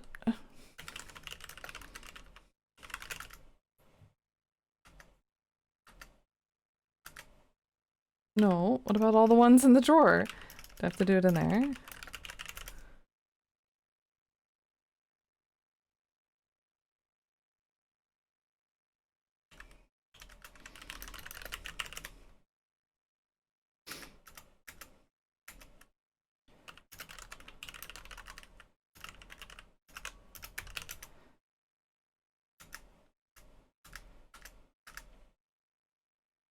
Comparing what you've revealed.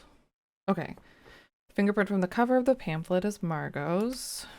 Oh, no, I don't think there are fingerprints on the inside. Discovered 2 fingerprints on the glass bottle in the kit. One is Margot, the other belongs to Jack. The lid of the metal box in Margot's kit has Jack's and Margot's. 2 fingerprints on the handle, Jack and Margot. Okay. So. Oh, moving around in the walk-in closet? What? Oops.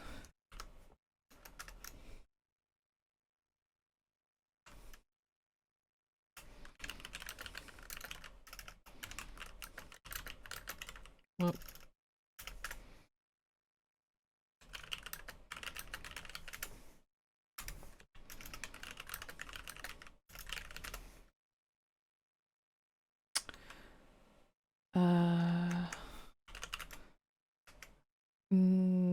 Listen. I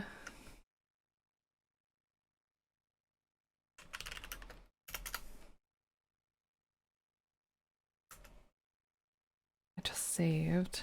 And the store isn't an open and closey one. No, we haven't died again yet, I don't think. Oh. These little rascals, huh? Don't you dare touch a thing. I'm looking for my ruby brooch, the one Margot stole. Oh, well, I can help you look for it. Not on your life. You'll just pocket it for yourself. Get out of here. I feel like asking people about things is just asking to get murdered. Nessa, I found your fingerprint on this jam jar. So what? I found it in the river. There's a damp strip of flypaper in the jar, and if you examine the jar closely, there's a white powdery residue inside. The boxes of flypaper at the lodge contain arsenic. It says so right on the box. You've soaked the flypaper in water to get the poison out of them. When she was alive, Margot spoke of bodily aches and pains and nausea, but those were recent occurrences. Probably around the time you and Corvus showed up to the lodge, I'm assuming. I examined Margot's body. I found indications that her body had been exposed for some time to arsenical compounds. I saw you empty your flask in the apple orchard. You were concealing arsenic-infused water in your flask. I overheard your conversation with Corvus. Some big accusations in the apple orchard. Pretty incriminating. I've deduced enough about Margot's fate to make a decent case to the authorities. I believe you murdered Margot and used arsenic that you obtained from flypaper to do it. Nessa fixes you with a stony stare. You think so? We'll see. If I find more evidence, I can ask Nessa about the jam jar again. But I'm pretty pleased with my detective work. I will bring this to the authorities. Okay. Yeah, right? My ruby brooch, have you seen it? I'm looking for it now. I'm sure Margot stole it. Now that she's dead, Nevin's wandered off and Jack's busy getting the ranger settled, I can finally look for it without hindrance. Mrs. Crabbe is a fine woman. It only stands to reason she should own fine jewelry. Mr. Richard seems to be missing. Do you have any idea where he might be? He was last seen at the jetty. I found a broken decanter nearby with your fingerprint on it. Can you explain that? The crystal decanter from the dining room? I'm not surprised. I've poured myself many a drink from that. I see. I found some of your hair caught on a tree branch. It looked like it was pulled out with quite a bit of force. Yes, yes, my hair got all tangled up when I was looking for Evan in the forest, and I had to pull pretty hard to get myself free. That certainly doesn't prove anything. I expect that Jack needs to get better at trimming the trees. Uh-huh. I have no idea where my good-for-nothing brother is. He's probably off in the woods somewhere sulking. He's not my client. Bunch of jerks. Ugh, that's wet. Get it out of my face. What I know about that would probably go over your head. I like that I can ask them both at the same time, it seems.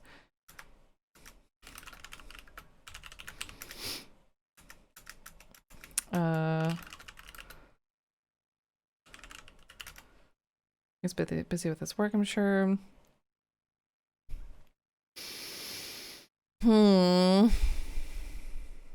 Oh, footprints. Nessa smirks at you. Playing detective, are you? Well, I won't be playing along. Corvus narrows his eyes at you suspiciously. That's no business of yours, Miss Maple. If I were you, I'd be a good girl and stop poking my nose where it doesn't belong. Don't you dare touch a thing. Okay. Yeah, fine. Keep hitting the pause button. I don't know if I should ask them anything else.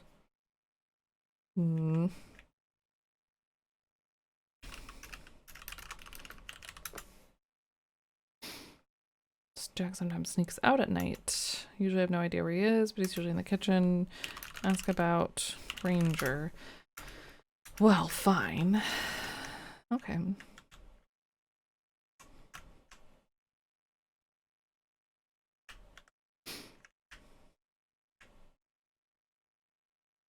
Let's see. Kimmy's still up. Albert's probably still in his room. Oh. We already got this, I think. Oops. Examine shoes. I bet my notebook has it all written down. Those are the 14s. Oh, did we not look at those? Let me look at my notebook.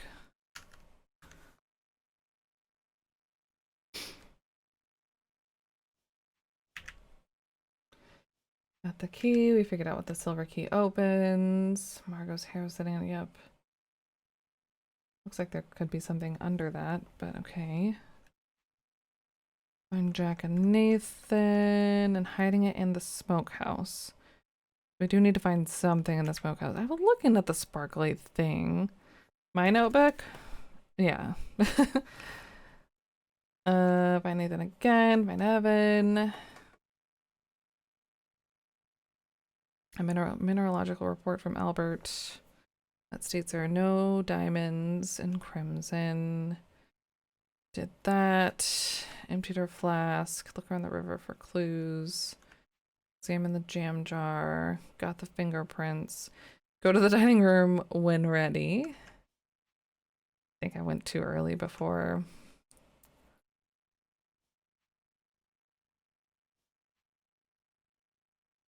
$12, $12, $12, 5.5. We assumed Kimmy's size too, though, right? 5.5? That's like half the size of my foot. That's wild. Fingerprint decanter, blah, blah, blah.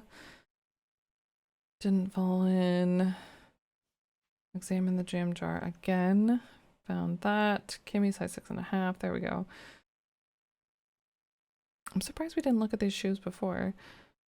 We looked at all the other shoes pretty early.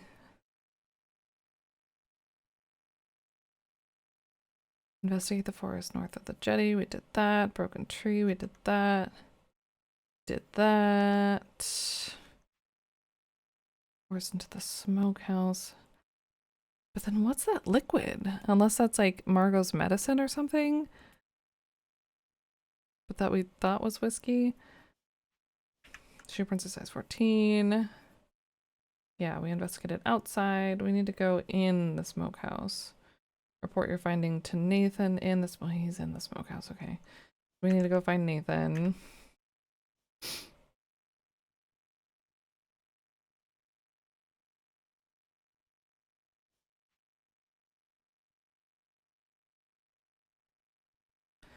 Got the kit all dusted up.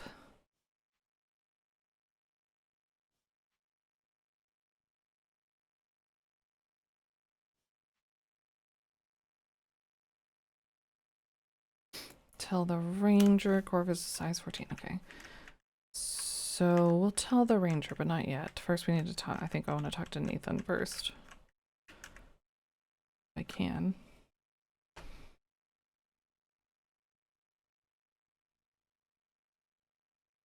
Do you remember to go back in time to look at what was in the glass case before it got broken? No.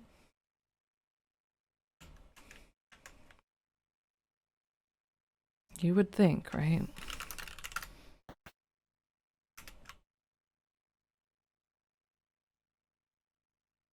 Spooky out here at night. We don't have, do we have, yeah, okay. Did we get Nessa's footprint? Or shoe size? Okay, this door is still open. Oh!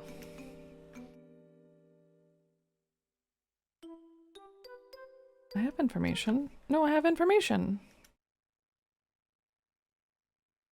I need to come to some conclusions and present them to Nathan. Do I need to talk to the ranger first? I need to learn everyone's shoe sizes before I can make definitive conclusion. Okay, we need everyone's shoe size. Go back to the jetty and take a closer look. I don't think so. So I have Corvus's. Oh, I can do shit, what did it say I could do? Let's not compare.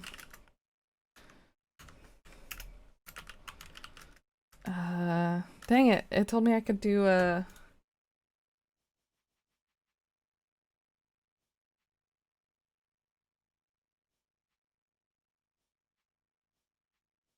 something easy to compare the shoe sizes. Maybe I should type review. Can I place anyone else at the jetty? No. I mean, I can without having been there. Need everyone's shoe sizes. I think I'm missing Nessa's. Maybe.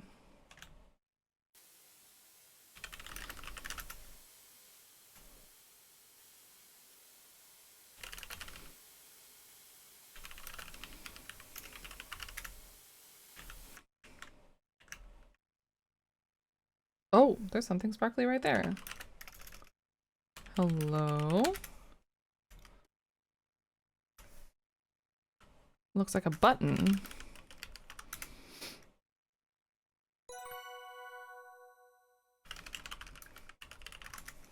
The metal button is shiny and appears to be pretty new. Who could this belong to? We should look more closely at people and what they're wearing.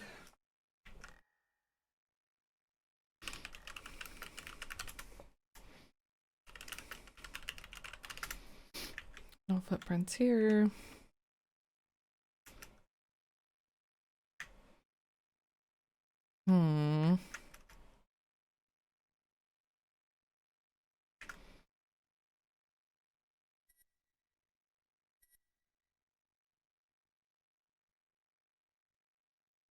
Heck if I know what everyone's wearing.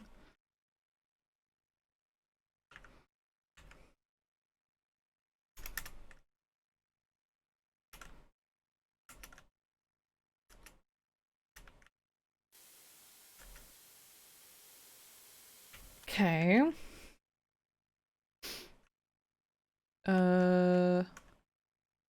Go back inside. Maybe her shoes are in her room or in the mudroom.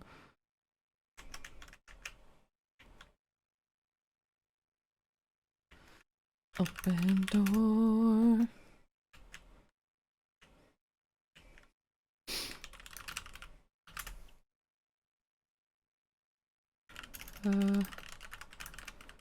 She said something about it being under her skirt. Quite petite with a small heel.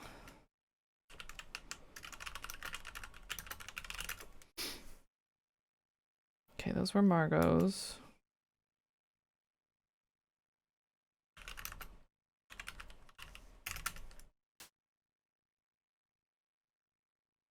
Don't see any shoes in there. Don't see any shoes in there. Our room is right here.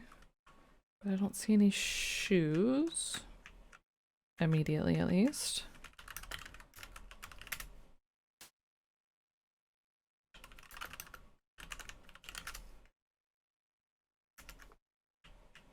Too preoccupied to unpack.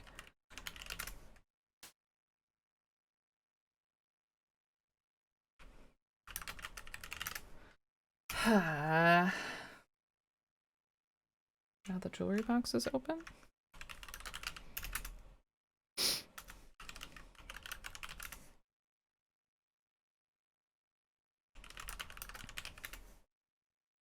It's locked, even though it looks open. Women's 5.5 is 8.8 inches. I got bigger feet than that. Okay, let's take another little breaky break. And when we come back, hopefully we will find Nessa's shoe size, because I think we've gotten... I forget, I don't remember what it told me I could do to look at all the shoe sizes.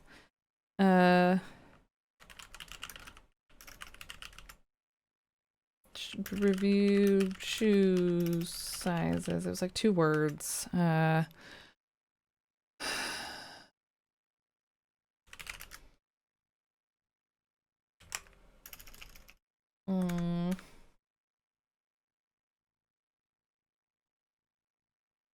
I don't remember.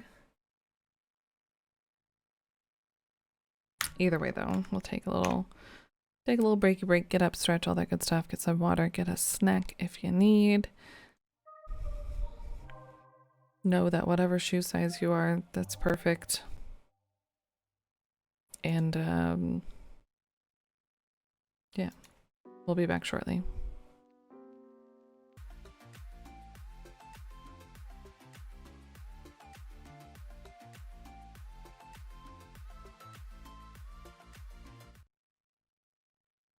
Okie dokie, my artichokes. Let's keep going.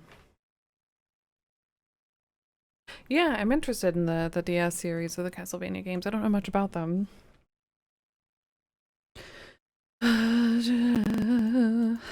Good luck, Steve. You're probably way out of here now, but good luck. B, good morning. Hello. B, I promise I will reply to you. I haven't forgotten. I'm sorry. But good morning. Happy Wednesday.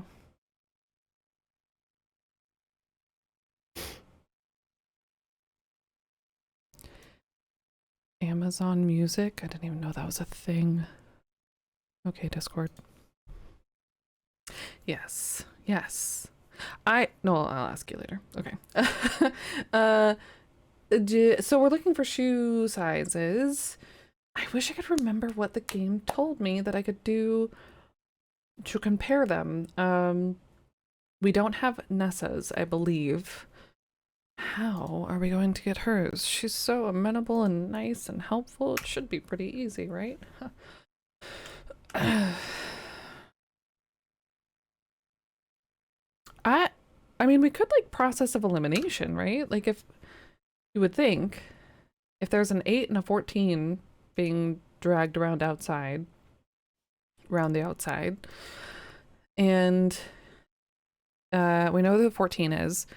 We know that Nessa's fingerprint was around those footprints. Can't we just assume that she has a size 8?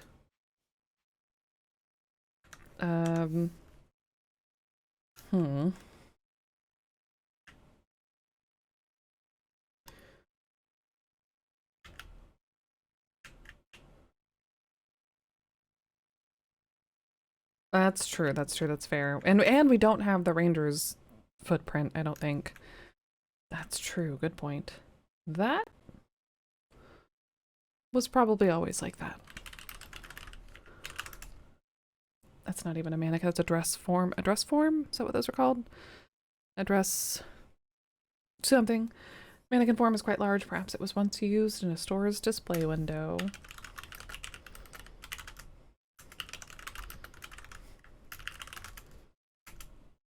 Okay.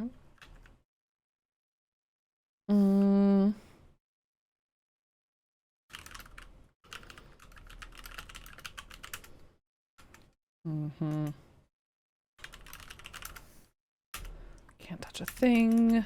Can't get her shoe size.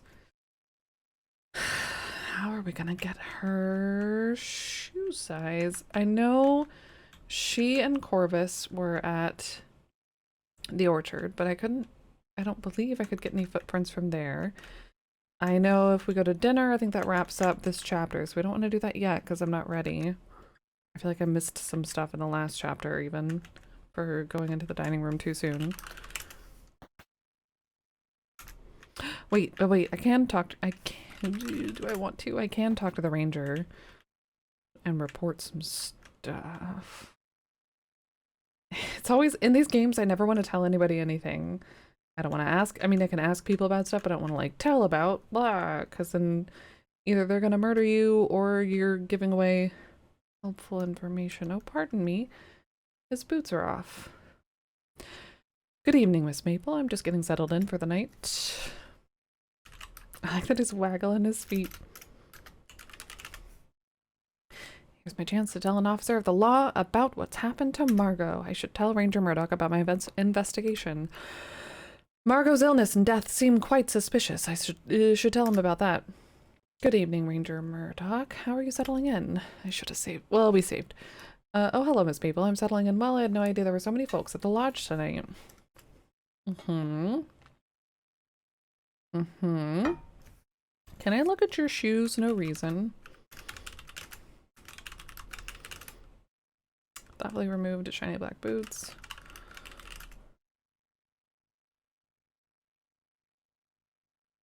Don't see any label indicating their size. Oh, no, not at all, except I'm just gonna ask you now.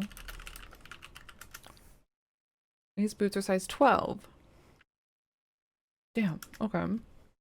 Just trying to make conversation. Shoe size is more interesting than the weather, right? Margot? It's always the O's. I wish I got to know her better. Now that she's gone, she'll always be a mystery to me. I know that feeling. I'm sorry. About what I've learned about her murder.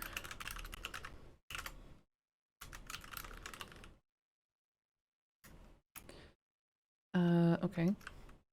Tell about Ranger Murdoch. I'd like to discuss my investigation with you. Your investigation? Yes, into Margot's suspicious death.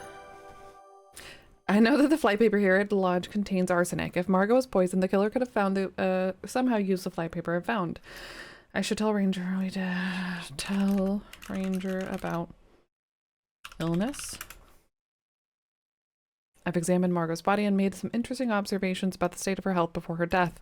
It's fairly unusual that Margot would... It's not just her body, the whole kit.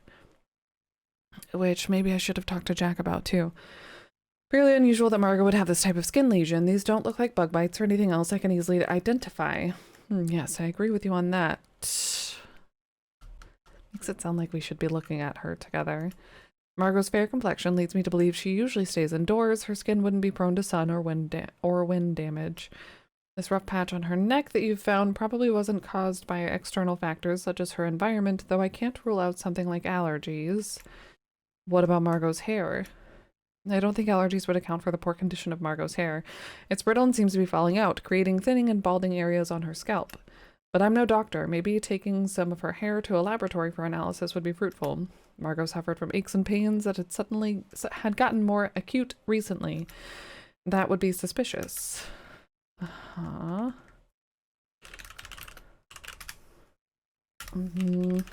Tell about... Having spent a bit more time with her, I think she's pretty mean. Tell about Jar. I found this jar floating in the water by the waterfall. It looks like someone was trying to dispose of it, but it got caught in the rocks. There's a white residue and a strip of... We don't know what the residue is, do we? Strip of flypaper inside. White residue. Maybe it's dried soap? I don't think so. The flypaper has arsenic in it. I think the residue is actually arsenic. Okay. I believe someone was soaking the flypaper. Yeah. Who would do such a thing? I witnessed Nessa pouring the contents of her silver flask out onto the grass. She could have used that flask to store water that has been adulterated with arsenic. I found Nessa's fingerprint on the outside of the jar. She definitely touched it. Why would Nessa do such a thing? I think Nessa poisoned Margot. She was afraid her brother would bequeath the lodge and lands to Margot and not to her. I see. That's a very serious allegation. Do you have anything else to tell me about your investigation? Oh, okay. We'll do that. A Friday meeting. Ugh, I'm sorry. Hopefully it'll be a short one.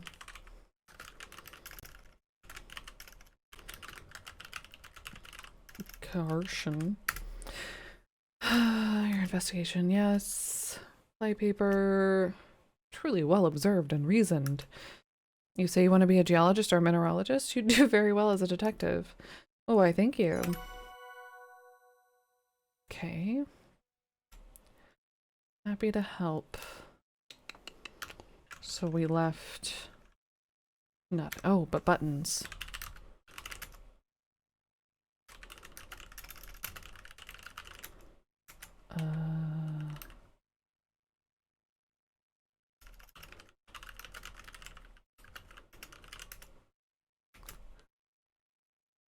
At least design R&D related, so much more okay with that.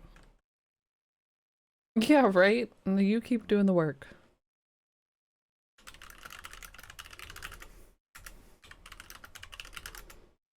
It looks pretty new. Okay, who has buttons? Who has buttons?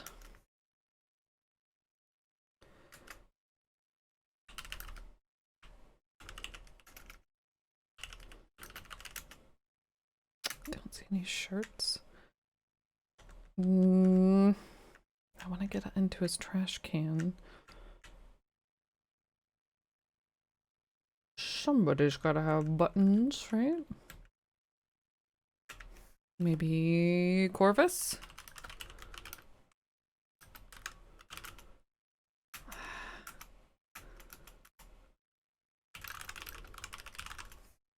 Does this metal button belong to you, Nessa? No, it doesn't. Does it belong to you, Corvus? Oh, indeed. It must have fallen off when I was out for a stroll.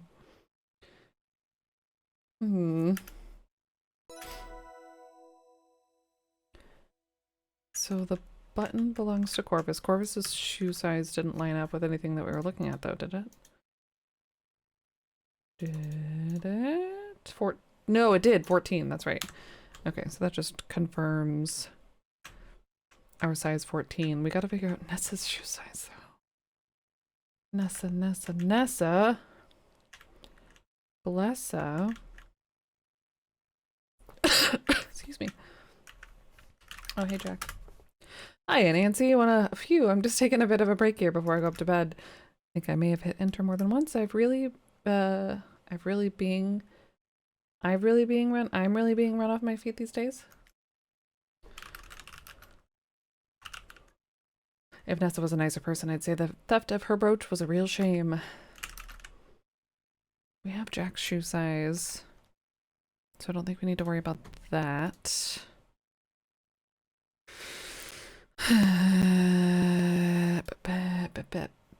Bep. We know the button. Yeah.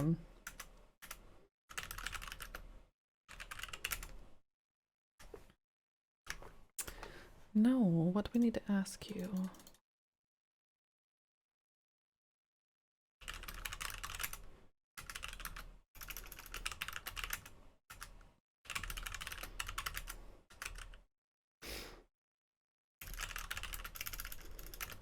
Ask about Kimmy's map. Mappo curry. Mappo curry? Is that what it's called? Mappo rice. Ask about Kimmy's map. Looks like a map of Northern Ontario, alright? Did you drop this in the toilet or something? Yuck.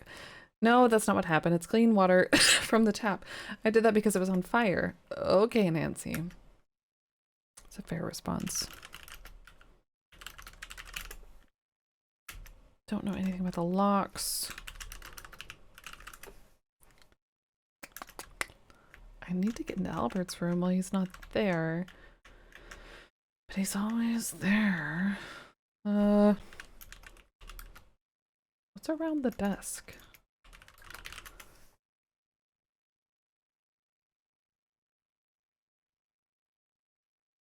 The desk drawer. Oh God, they're all, yeah. Oh whoa, I didn't even realize. Drawers and cupboards are all open, and look, they've been rifled through.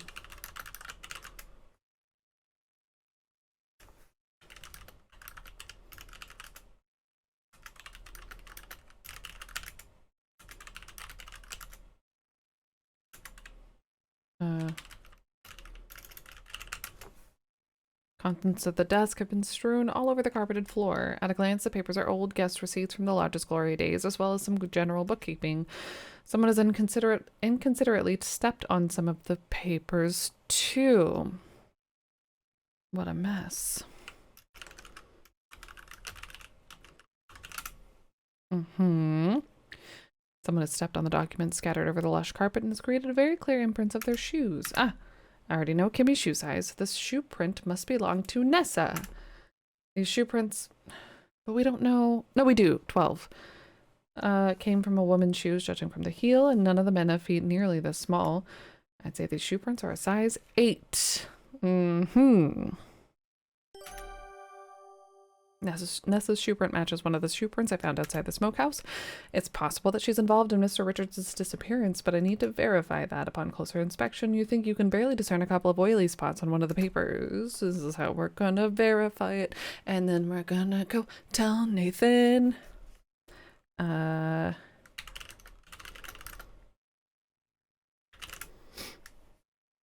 you're reluctant to soil the papers with soot, you decide the situation merits it. After carefully applying a bit of soot, you find a couple of distinct fingerprints. You tear off 2 pieces of tape and gently press them into the powdered fingerprints. Yeah. Let's freaking go. I feel like I'm doing stuff. Okay. So, oh, I should have done that in there, but that's okay. Maybe. Drinking glass, decanter.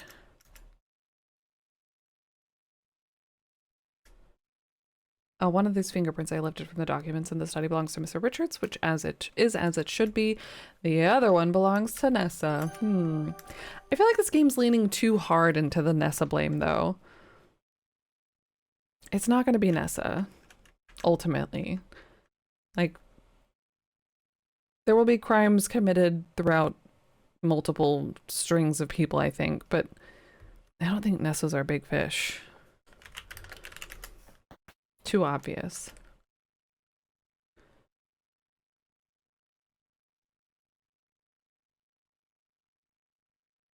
I want to get this axe. That's what you're thinking too, right? It's just too easy. It's like Nessa's fingerprints here. Nessa's this. Nessa's mean from the beginning. Has the most obvious motive. It's got to be someone else. It's totally. I've seen enough Murder, She Wrote. I know. Maybe. I hope at least. Yeah, I know. But I have helpful information. I have helpful information.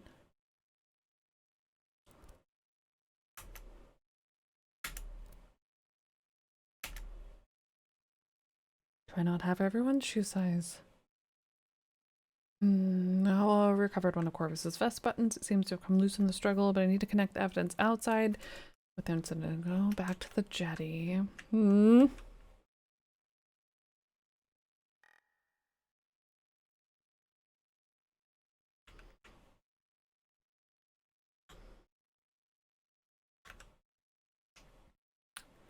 Can I look under the jetty? Is the jetty the dock? What's a jetty? I don't actually know. Jetty definition. Okay, yeah. A landing stage or small pier at which boats can dock or be moored. Hmm.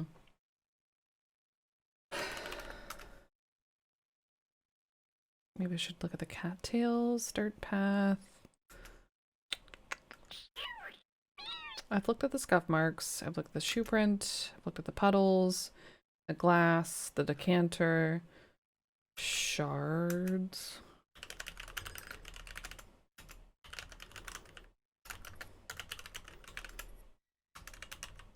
I feel like this is dangerous. Not cattle.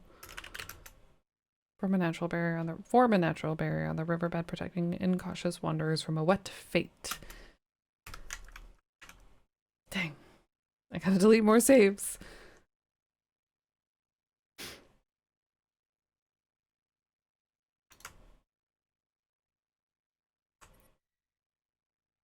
Are we? No. These are old.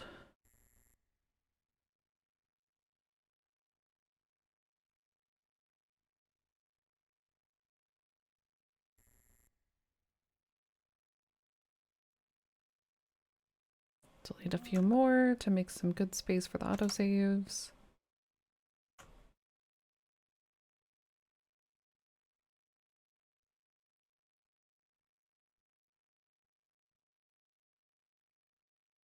Yeah, I don't know why. Maybe just to make it feel more authentic to an older style game. But yeah, I feel like otherwise it wouldn't really be necessary.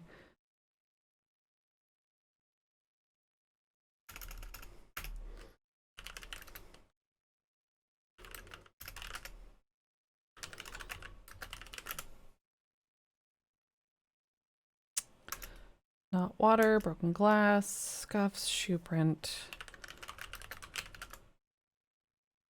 We did that.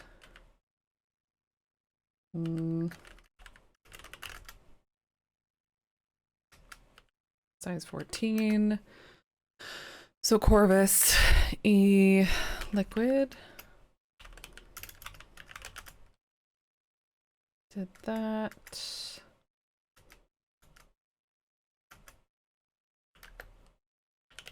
Did that. We did the scuffs, right? Yeah.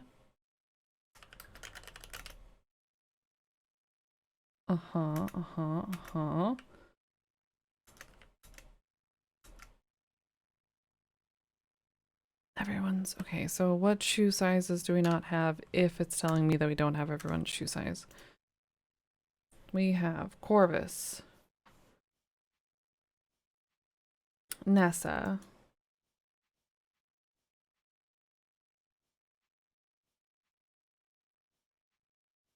like they're probably just trying to like they pulled Evan was gonna jump into the river and they pulled him away to help keep him safe. It took the drink away from him or something. I don't know why they would put him in the smokehouse, or maybe they were trying to show him something in the smokehouse. Nessa didn't want Margot to have all the stuff, but probably still cared to some degree. I don't know, maybe. I think so. Yeah, I think you're right. I think that's the engine, but I don't know. Yeah, I don't know anything about it. Okay, Nessa, Corvus.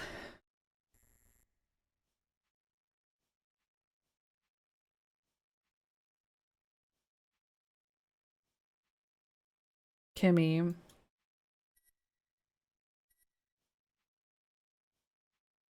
Evan. Albert. Jack. Size check. Said right there. Ha! Whose shoe prints are in the woods to the north of the jetty? Shoe prints leading into the smokehouse. Did I not look at those? Mr. Richards wears... Oh, no, we looked at all these, yeah. Size 12, he definitely didn't make shoe prints on or around the jetty. I'm like sweating with this bracelet on. It was my grandma's.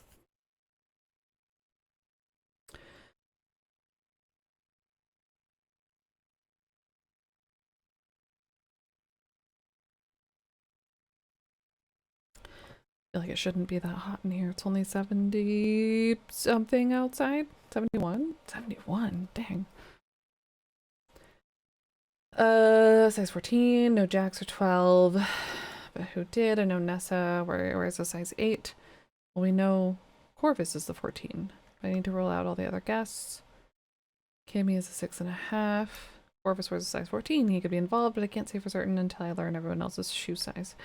Albert and Mr. Richards have the same shoe size. Neither of them. Nathan could have made these those shoe prints. I certainly can't. Oh, we don't have Nathan's shoe size. Not too long ago. Nathan walking. Yeah, by the carriage house? Oops. Yeah, because I think we've... Oh, I'm hitting W.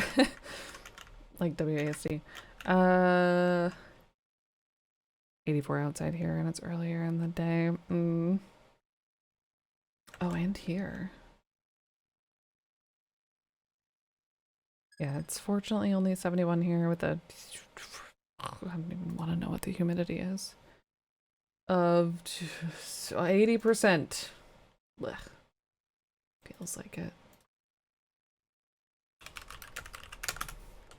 Riverbed looks muddy and damp. Don't see any shoe prints or other interesting marks. What about inside? I mean, we know he's in the smokehouse also. I can't see the ground from here. Okay.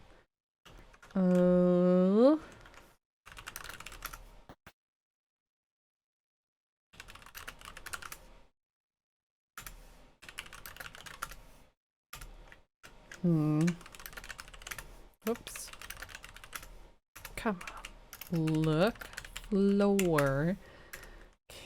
Can't see that from here? Okay. So maybe it's not here.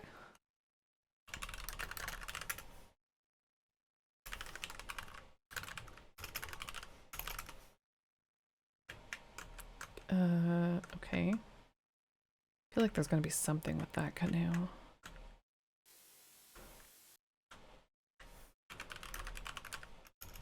So we know he was around here.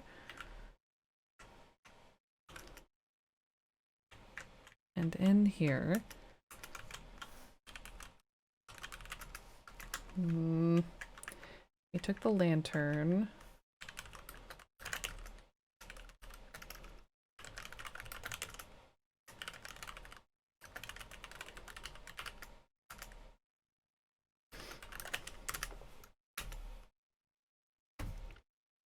Nothing? Don't need to open the stall. Where else did we see Nathan? Back this way? Yeah, it was the carriage house, the boathouse, and now the smokehouse.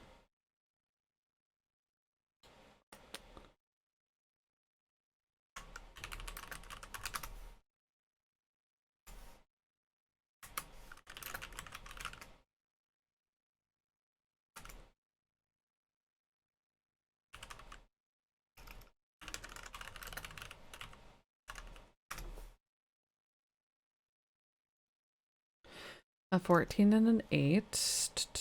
So presumably not Nathan, but we don't know. How do I get just Nathan? He's wearing shoes right now, right? So he wouldn't have, presumably wouldn't have shoes in the mudroom. Excuse me.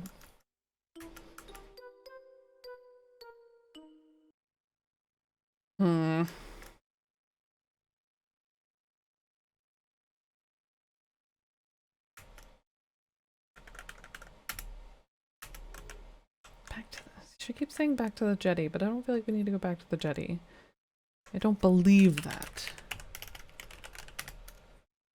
We didn't see. She has also been like, can I place anyone else that was there? And we didn't see anyone there except for Evan because we went to the boathouse first, I think. We did a couple of things first. Are we not able to? Now, we should still be able to get the footprints, right?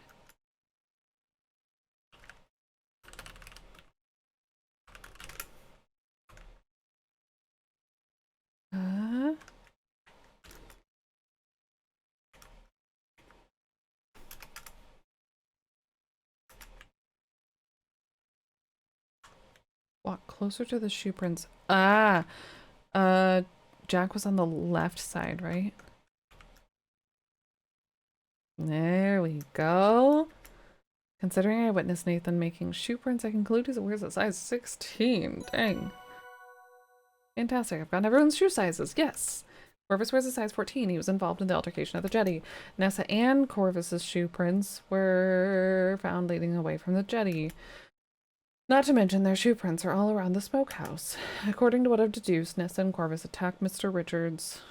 Attacked? I don't know that they attacked him. There was an altercation, but the jetty and dragged him into the smokehouse. Their shoe prints are all over the jetty leading to the smokehouse. Scuff marks found came from rubber soled shoes. No one else at the lodge wears shoes or boots with rubber soles. One of Corvus's buttons somehow ended up near the smokehouse too. Nessa's hair was caught in a tree. This is very definitive against Nessa and Corvus, I feel like. The search for the Yeti. Nessa and Corvus were discussing something about a will, but whose? Okay, I shouldn't assume, but, you know. But I remember overhearing a conversation between them about looking for Evan and Nessa's father's. Oh, their dad's will. Could this have something to do with that? Why she rummaged through the drawers that were locked before? Satisfied with my investigation so far, it's time to go inside the smokehouse and share what I've learned with Nathan, who's hopefully not super dead.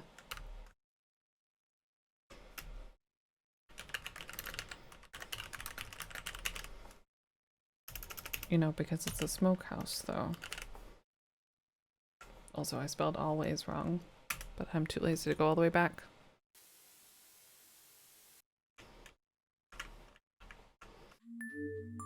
Nathan, I have a theory about what's happened to Evan. I'm listening.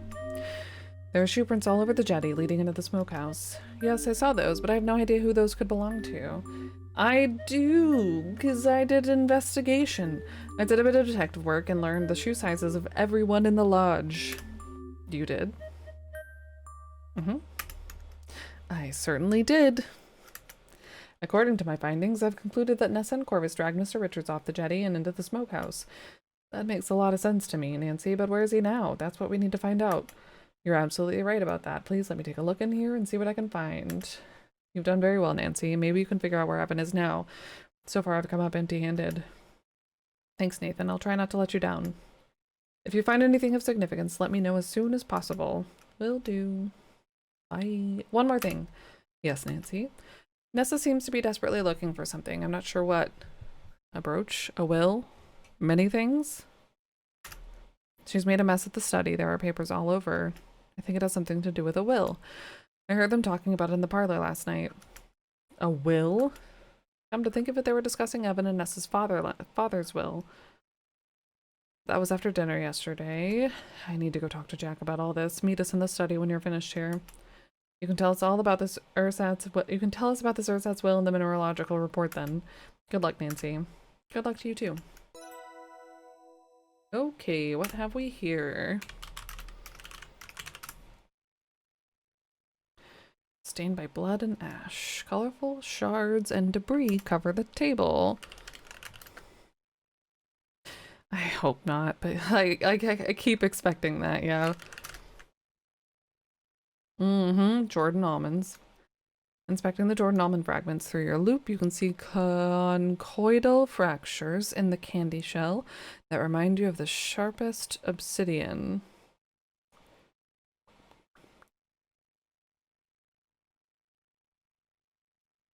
The Yeti? He's no Yeti. He's Sweet Nathan, hopefully. Hopefully sweet. So far sweet. Just has large feet. Sweet and large feet. Destroy the evidence, like we have been.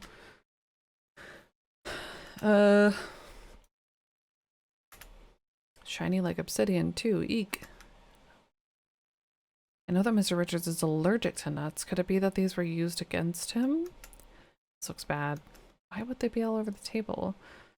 Mr. Richards is allergic to nuts. Could it be that Nessa was trying to weaponize them to use against him?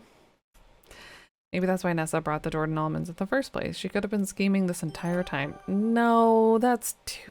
Nah. You remove some of the Jordan almond fragments from the table, taking great care not to pierce your skin on the jagged pieces. There's something... They're coated in like a colored chocolate or something, right? Like something's gonna be hidden in one of those, I bet. Maybe. I don't know. Like a diamond that's within the Jordan almonds or something. I don't know. Maybe not.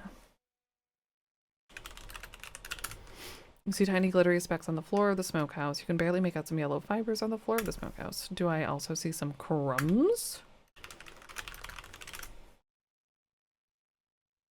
These fibers have come off from a woven hempen rope, probably due to friction. Could it be that Mr. Richards was tied up here in the smokehouse? Uh-oh. I want to take those. Yeah.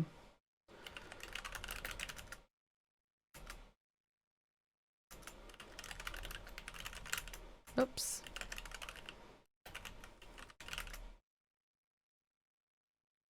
Could be salt.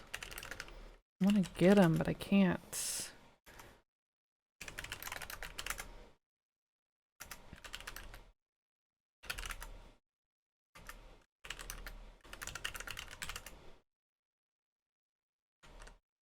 I can just barely make out a symbol low on the wall and under the table. What could that be?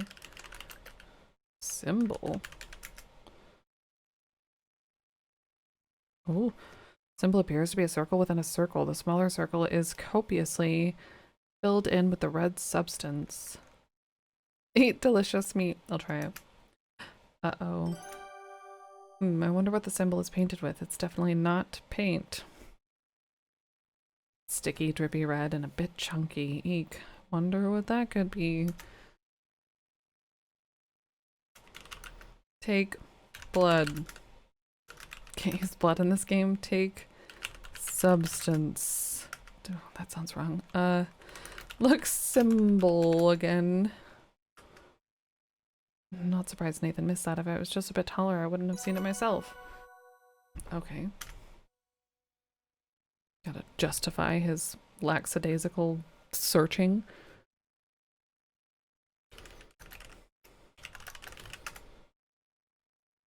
Ketchup. Oh, could be ketchup. Or jam. Because Jack's all about jams and jarring stuff. Oh my god. Seriously questioning your own judgment. You crane your neck towards the wall and stick out your tongue. Use your finger and then... You gingerly touch the tip of your tongue. I would smell it first, at least. Pump the jam. Pump it up. Oh, tastes like raspberry jam. How clever can I get?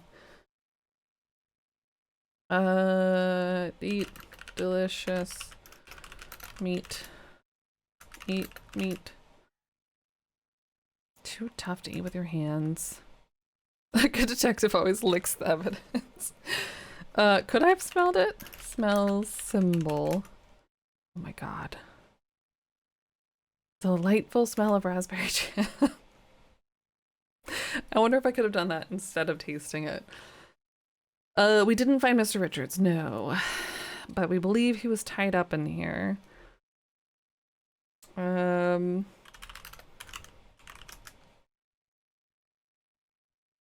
Pickle or salted meat. Can't open it still, can I? No real need to open it yet. Okay, alright. Hi Zeb. Happy Wednesday. Voluntarily. Eat salt. No, okay. I think that's probably about it in here.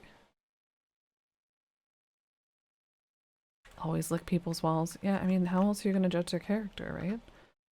When I leave, there's no telling who could come here and tamper with the scene inside. I don't think I'm quite done with my investigation here. I should examine the inside of the smokehouse more closely. Aren't many smooth surfaces. Damn. No,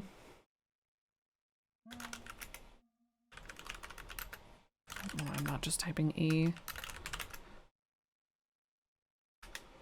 Why in the world would Jordan Almonds be in the smokehouse?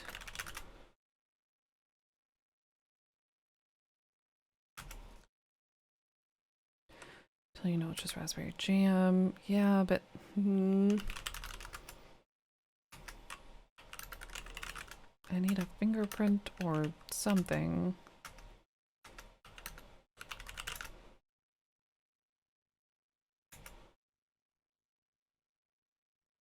Should become a witch. Do it. Follow your heart. They may get you fired for unstable behavior or similar BS. Some people just don't understand why it makes sense to lick walls. Yeah. Eat yourself out of your house. I mean, we got a nice cauldron here, right?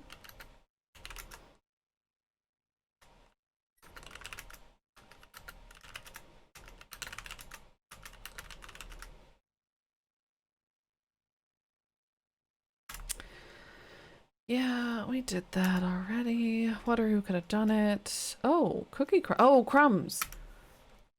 These look like crumbs from the cookies that Jack was baking earlier. I even see bits of jam. Hence the jam for the symbol. Do the walls taste like snozberries? I think only snozberries taste like snozberries.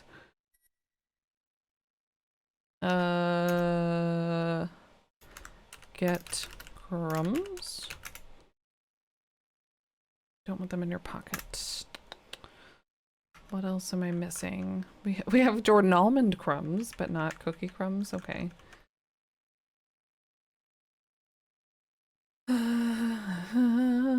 Like, why would they crack like that is what I'm curious about. Or like something's being ground down and there's something suspicious about that. Goodness. Tastes bland unless someone has spilled dessert on them. Yeah. I feel like the wall on, unless you have a backsplash behind, you know, where your stove is, not behind, that might be kind of gross, but where all the splashes land, that'd probably be an okay tasting wall. Why am I giving this any amount of serious thought?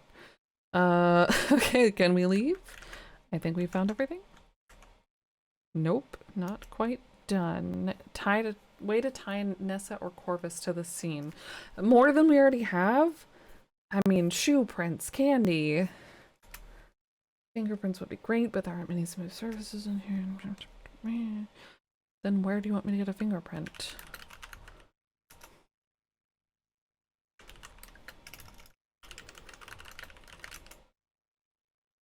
Could be salt. Taste. Specs.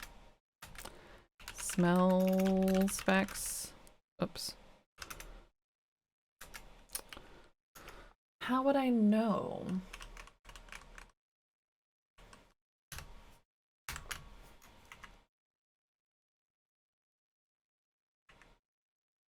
What if I just coat everything in soot?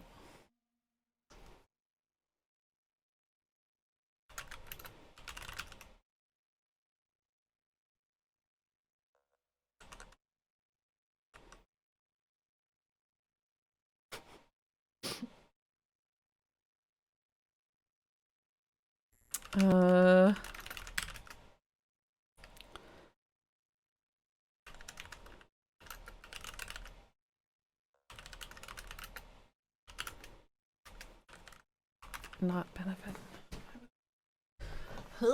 Okay.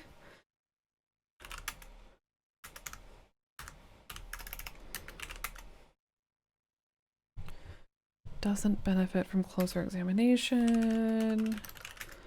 What am I missing? Meat, fish, work surface, wall, bag of salt, barrel, large pot, debris, something on the wall we got. Yeah, our loop. think anytime we type examine, technically we're using the loop.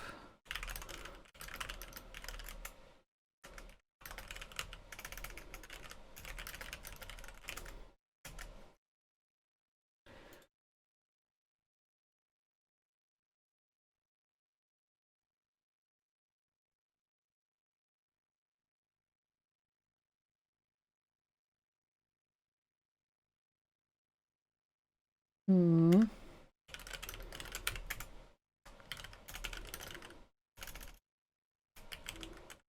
Oh my god. SMASH. Candy. Break candy. I know I'm not, but it's my candy now.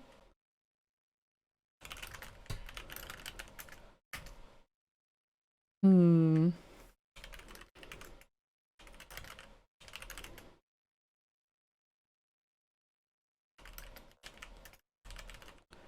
Got candy. Tiny glittery specks. Yellow fibers. Crumbs.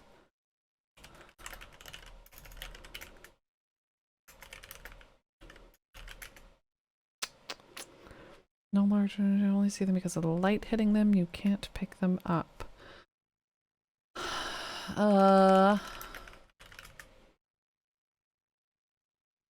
We're assuming that it's salt, but we don't know. And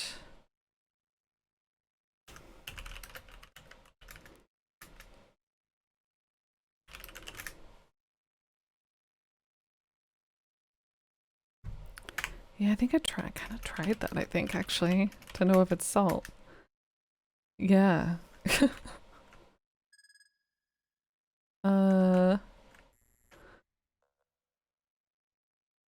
The fuck? A way to tie Corvus and Nessa to the case. But we've already found the candy. We have a button that was found outside with the footprints that match their footprint sizes. Wouldn't you think that would be enough?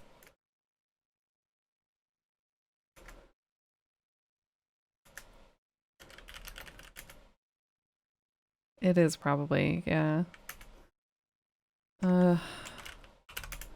Just listen. You can clearly hear someone inside the smokehouse. My god. Wait, judging from the heavy footsteps and the low tones of someone muttering under their breath, you conclude it's likely a man, and he seems agitated. Uh-oh. Yeah, we're not done. That's why I closed the door. I'm an agitated man. I need my space.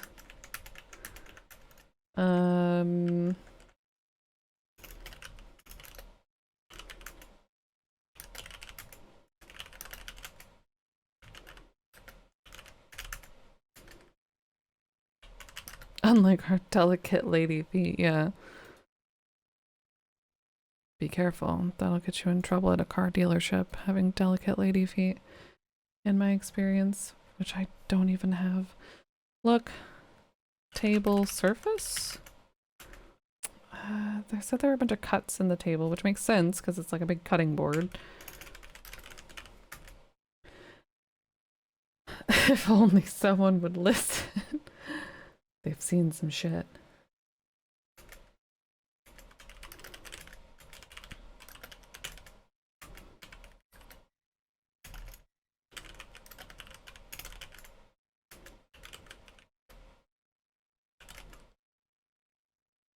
Taste it again. The jam is just so delicious. Wow.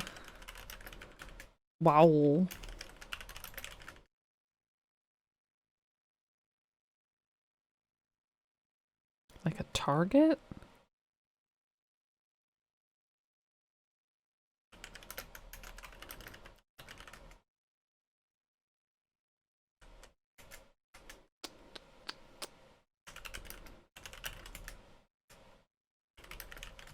I don't know if I can.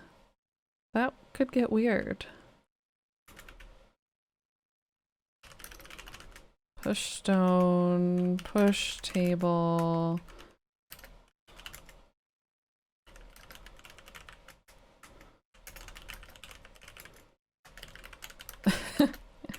That's true.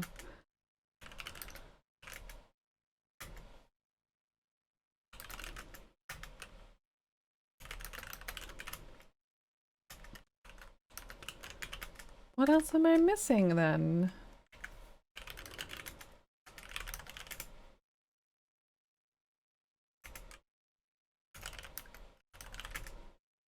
Already obtained. Okay. Dig is from the riverbank. Dig salt.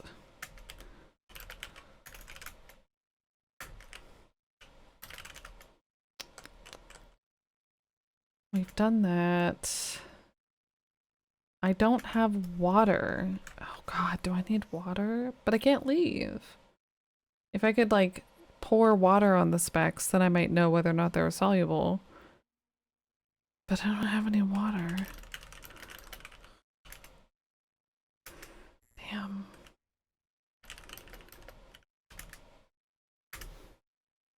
I don't have any fingerprints.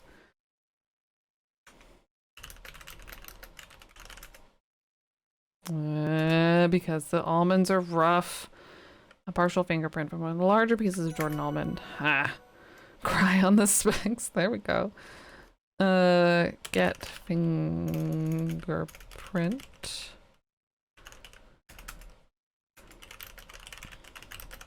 Oh, does that mean there's more than one? Carefully apply a bit of tape.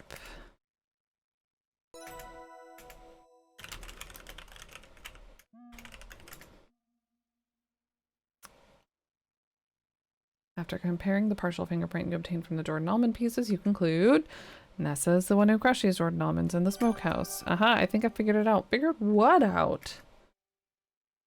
She crushed them on the table. Mr. Richards is allergic to nuts. Could she trying to weaponize them?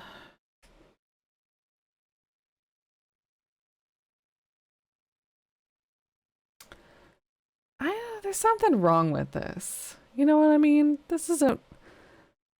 Nancy's on to something, but I don't think she's right yet. Or maybe she is, but... Painted a symbol with... Why would he paint a symbol with raspberry jam? Where would he have gotten the jam? Took care to conceal it under the table. Looks like the thumbprint cookies. Mr. Richards likes to stash them in his pockets. Did find crumbs. Another name for the thumbprint cookies is Halongrata. Raspberry Cave. So Jack's shed? Garnets. Garnet mines. Just kidding. That's what it is.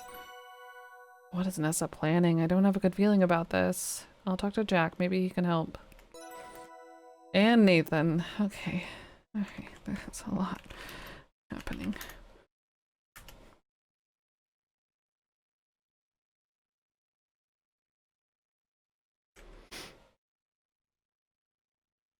I still feel like I'm missing something with the shiny stuff. Where's the garnet? Okay, we'll talk to Jack and Nathan.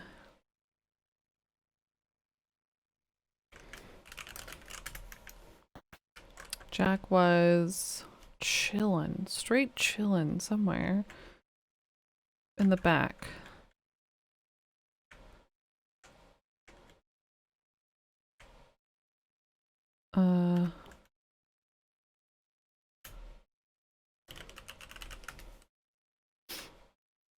I do still want to get that stuff out of the trash can in Albert's room if I can.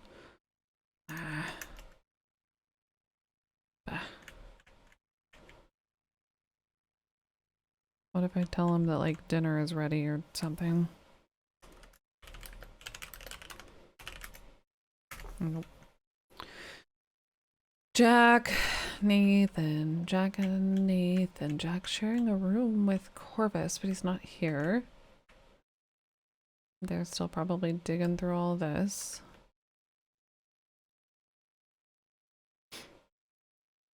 Oh. Oop. That hussy, that harlot, that strumpet. Where could she have hidden my brooch? I looked everywhere. Nessa, we can't be hanging around much longer. I finished writing the new will. You've gotten Albert's report. We're finished here. I know that, and I don't need reminding. Once we're finished searching here, we'll get back to Evan and make him sign. Who knows who's listening? The walls have ears. Yes, yes. A new will. But I got it stored in that satchel of his that I don't have a key to.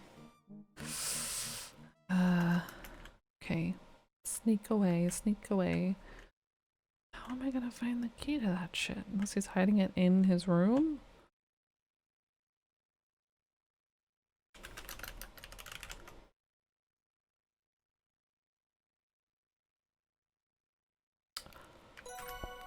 Oh! But I'm just getting started. I bet I know where it is. Ah, nothing. Oh, it's worth a try. Not here either. I should keep looking.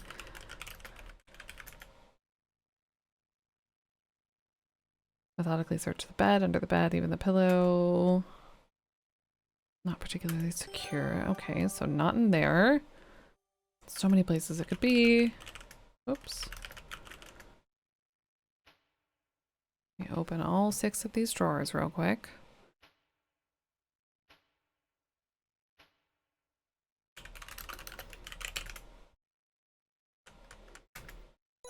No key. Maybe in his shoe? That would be weird though. Maybe in that cup of pencils or whatever on the desk.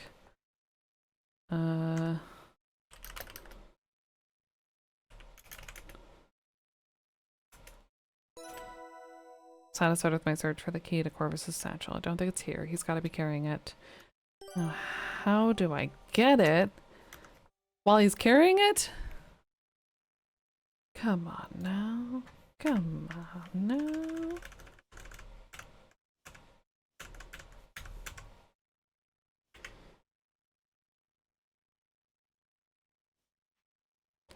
Knock him out with the hammer. I mean, is there more whiskey in the dining room? Or maybe I could talk to him? That feels silly. Here's Corvus. Now, how do I get the satchel key from him? Must have it in one of his pockets. Can I spill something on his vest?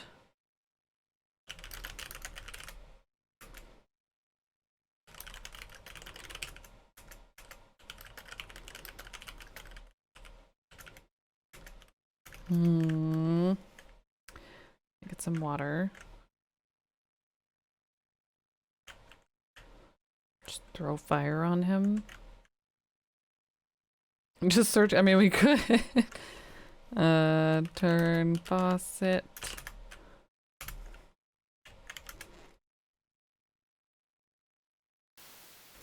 Fill mug. He might. That's true. We don't want that. Especially not in front of Nessa. There's a bathroom. There is a bathroom. Do I want to use something else to mess it up? Do I have anything else to mess it up? I don't think so.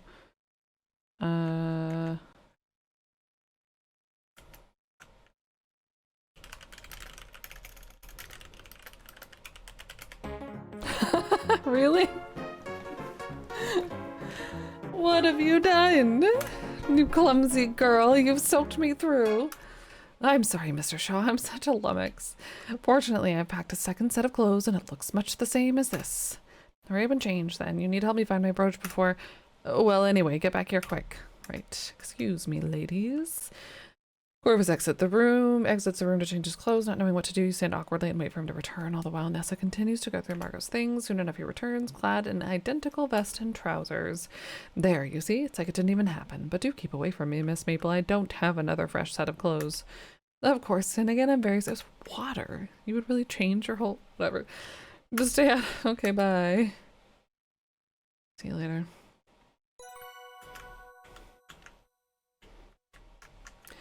It's cool to pee your pants.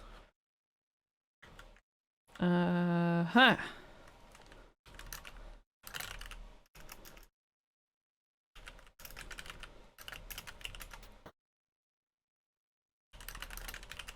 Wow, that's a spelling.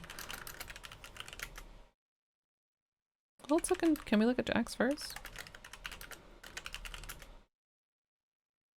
They're all clean. They've just been hastily tossed in the crate. Corvus's clothes.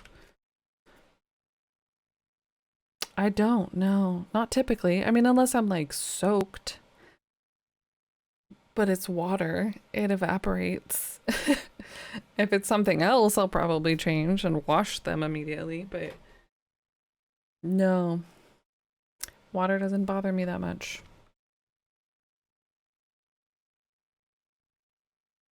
I'm a heathen.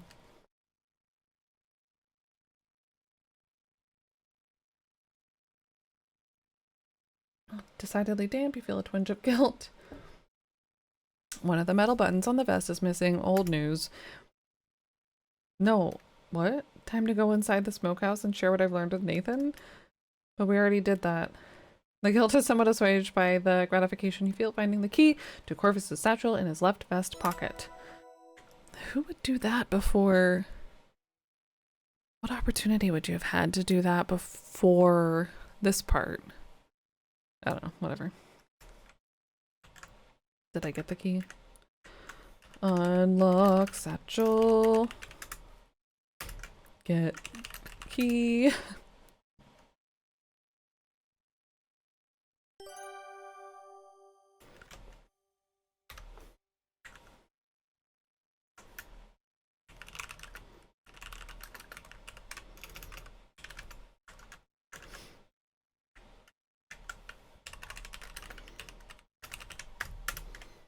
You unlock Corpse's satchel. Open satchel. And look in satchel. You eagerly examine the contents of Corvus's satchel. Aside from pens and a few personal items, there are 2 documents that draw your eye. A mineralogical report in here, signed by Albert. There's also a will in here. Uh-oh. After carefully studying the report, you were surprised to conclude that despite the gorgeous penmanship of Albert Rest was florid. Here's a word we're going to learn today. Florid. Having a red or flushed complexion? Or elaborately or excessively intricate or complicated. Florid sounds like that. Like it's one of those words that kind of sounds like what it means, I feel like. Or in medicine, of a disease or its manifestations occurring in a fully developed form. So I'm thinking it means fancy, not flushed or fully developed. Extremely poorly written. This is nearly nonsense. It reads like Albert inserted mineralogical words at random without knowing their meanings, and he's trying to hide this fact with fancy language. I mean, we kind of knew he didn't really know what was going on. He's tried.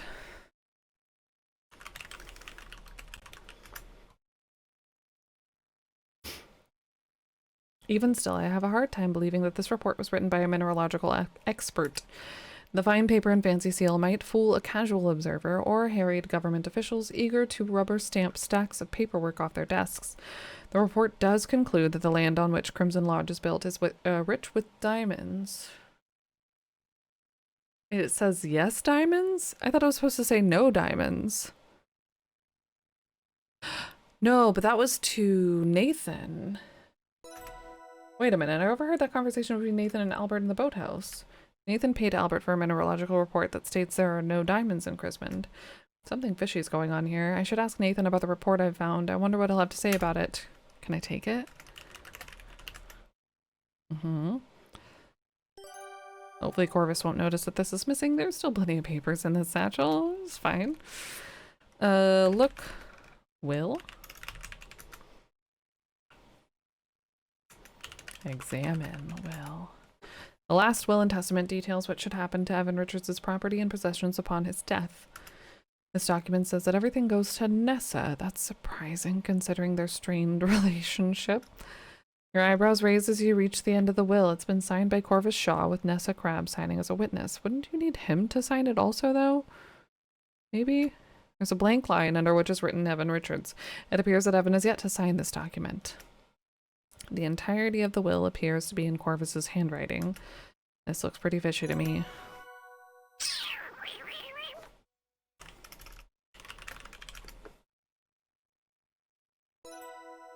I'll just shift some papers around to make it look less obvious that anything was taken. Clothes. Anything else in there? Probably not. Some pens, a few personal items, some uninteresting documents. Clothes, satchel. Lock satchel? And maybe we need to return the key. Being thorough.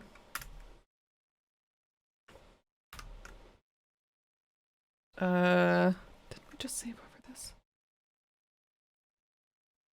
Meh. Okay.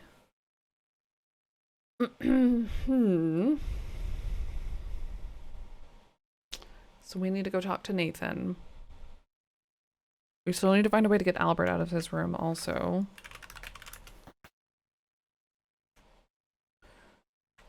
I thought he mentioned something about dinner.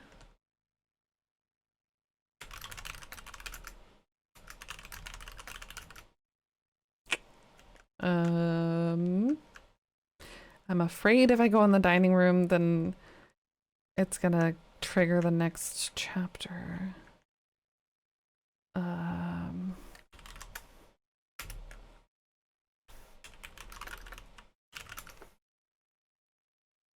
So I guess we find Nathan.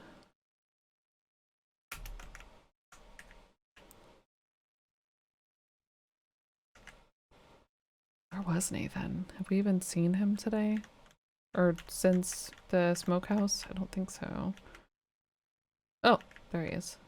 Oh, and Jack. You breathlessly tell Nathan and Jack your theory about what happened in the smokehouse, ending with your belief that Mr. Richards was taken to the garnet mines. You think Mr. Richards was taken to the garnet mines?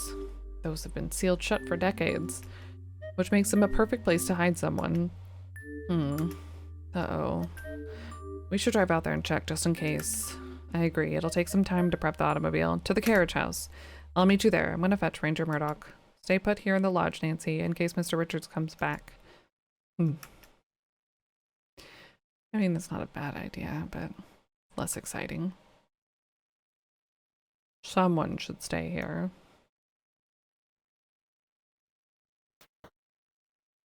Well, I'm certainly not going to just wait around here. Okay, I'll convince Jack and Nathan to take me with them. They need all the help they can get. But before I head out, should I check in with the other folks in the lodge? Probably. Probo.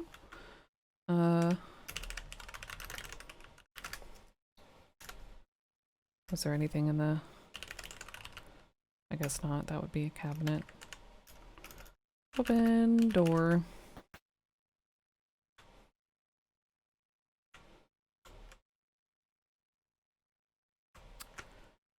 I'm gonna save just in case this actually does something.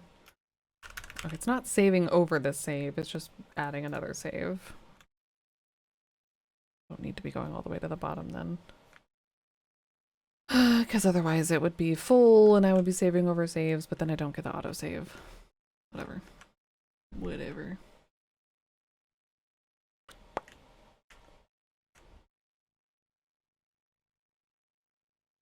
Still haven't been able to get into the trunks.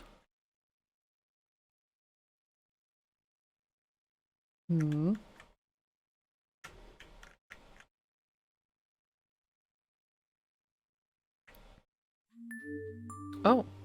Oh, the big blue trunk's lid is up and the padlock is hanging open. I wonder what's stored in... what was stored in here.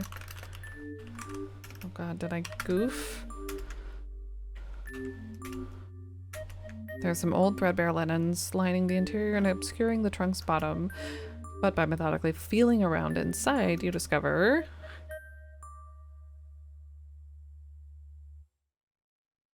a bullet and a blasting cap. My father was in construction. I know a blasting cap when I see one. But why would Albert put these in here? Jack let Albert store his things in the trunk. In this trunk, he wanted to lock this all away. The same as how he demanded to stay in Jack's room, the only bedroom with a lock. Seems like Albert was concerned about keeping his secrets, and he's armed. Uh-oh. But...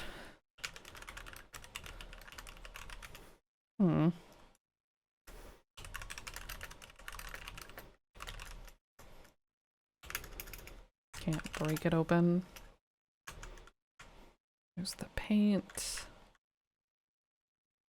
Albert's room. But is he in there anymore? He's not. Albert's room is a mess. Clothes are hanging haphazardly across in the wardrobe. The waste paper basket is full of papers, and all of his luggage is gone. Interesting. You can see some crumpled papers in the waste paper basket. They don't appear to have anything written on them. There's a strip of telegraph tape lying just outside the waste paper basket on the carpeted floor. Jesus Christ. Thank you. Typos. You pick up the strip of telegraph paper. Read tape? Telegraph tape reads as follows. Carl L. Proceed to Sue Locks with package. Deliver package by 3 a.m. Await further instructions. Well done in crimson. Well done in crimson? What could that mean? And who on earth is Carl L.? Is Albert's name not really Albert?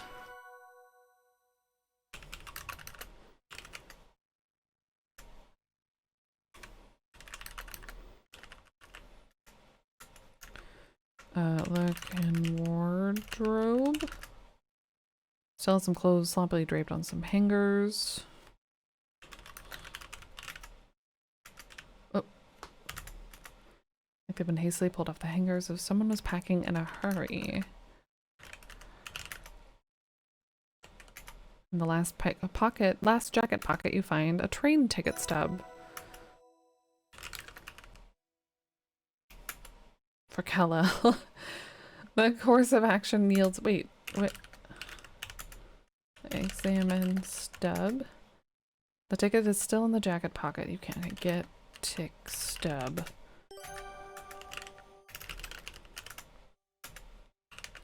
Examine stub. You peer more closely at the train tickets up 3rd class. From Albert's journey up to Crimson. Didn't he say he was like in first class? Or at least maybe he just acted like it. This is for a ride in coach, the same as me and Kimmy. He said he was in the 1st class car. Albert lied to us. I didn't see him in our car. Was he concealing himself? Uh-oh. Was he?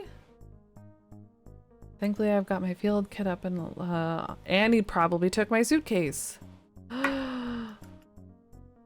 What does the field kit contain? Among other things, the field kit includes hardness picks. These are the most important tools of all for my work. So did he steal our kit?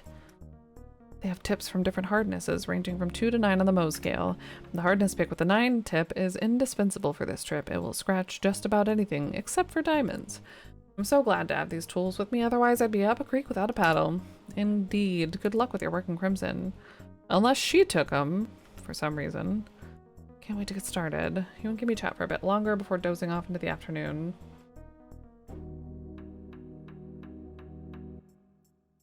And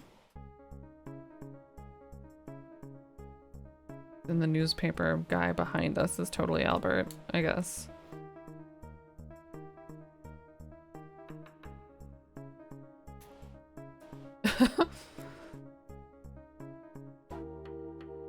Out. Oops.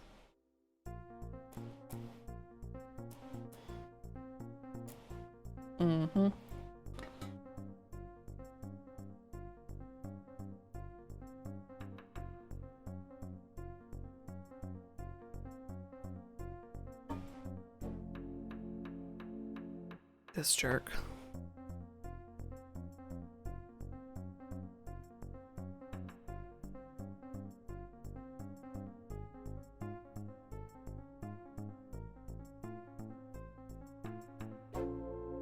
I like this music. I liked all the music, but it's like so fitting for each scene.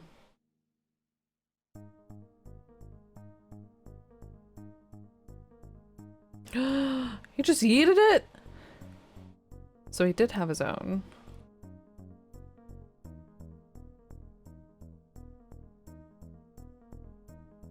What a villain.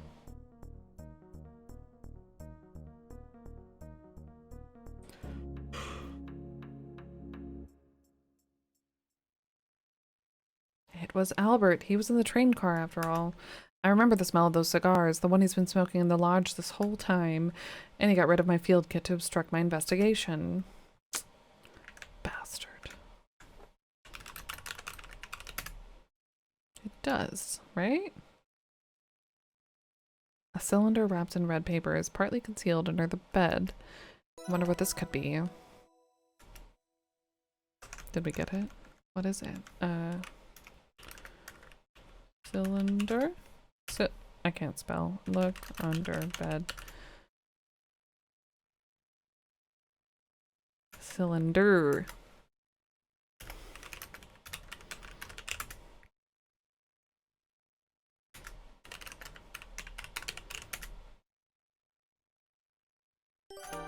Uh-oh. So much uh-oh in this chapter. I think this is a stick of dynamite. Yep, it's a stick of dynamite. Looking at it makes you sweat. I did. Cylinder. Dynamite is not a standard piece of mineralogical equipment. Albert stored stored blasting caps in the blue trunk and dynamite in his luggage, it seems. I'm starting to think he's not a mineralogist at all. Maybe he just likes blowing up minerals. Nah. Examining it more closely wouldn't make you feel any better. Quite the opposite, in fact. Whoa, God.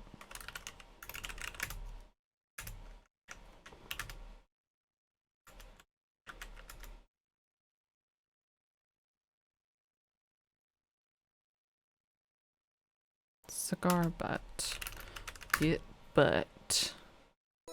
Mm-hmm. Oops. Examine that butt. Coat of arms on the label of the cigar butt indicates it's of Belgian make.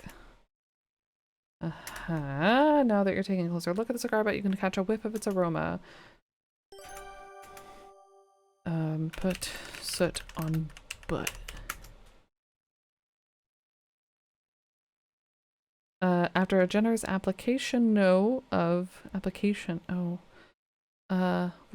soot, there are now sooty, oily smudges ringing the cigar butt. I feel like I should be taking notes. There have been 2 typos today. Out of the whole game, which is very good, I think, for any game, but I feel like I should report them, unless they've already been reported. I don't want to nag. I just want to help. Grab that butt. Looks like the fingerprints got smeared as the butt was being twisted to put it out inside the drawer. Glad I tried, though. So I couldn't get fingerprints.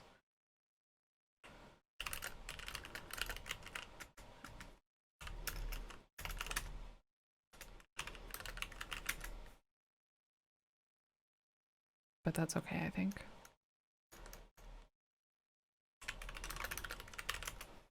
They're empty. Empty.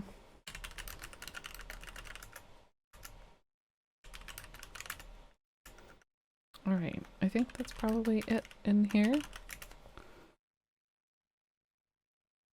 Oil painting, looked in the pockets, got the thing under the bed, got the thing in the trash. I'm getting the picture here. Albert isn't who he says he is. I believe he's headed to the Sulaks to sabotage them with explosives. I found a bullet and blasting caps in the blue trunk. He's probably armed and is fairly well acquainted with how to use explosives, seeing as how he knew to store his dynamite and blasting caps separately. This doesn't bode well. And I think he tossed my luggage out of the train to eliminate my field kit, so I couldn't interfere with his sham field work. He was in the train car with me and Kimmy. His train ticket stub proves that, and I do remember the smell of his particular brand of cigar. I need to head to the carriage house and tell Jack, Nathan, and Ranger Murdoch, assuming they haven't left yet, because it's been a minute.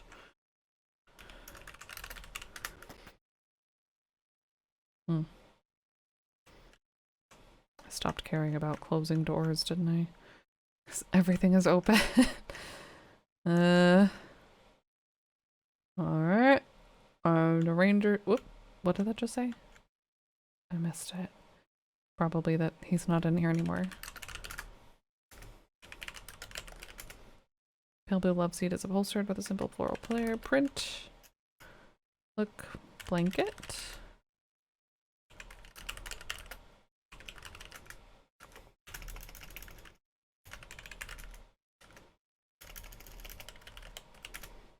Nothing.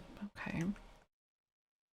Guy had no luggage, I guess. So, what that means is that we need to go. Okay, yeah, let's go talk to Jack and Nathan and the ranger, and then probably wrap up here pretty quick after that. Something tells me that's going to be pretty close to the end of this chapter. We have accomplished a lot.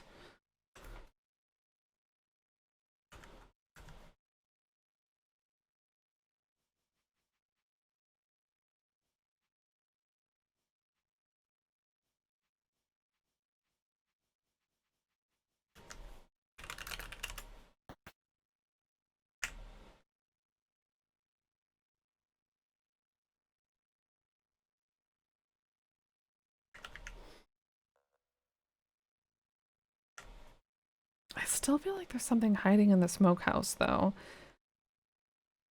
Like, that's where Jack went to put something.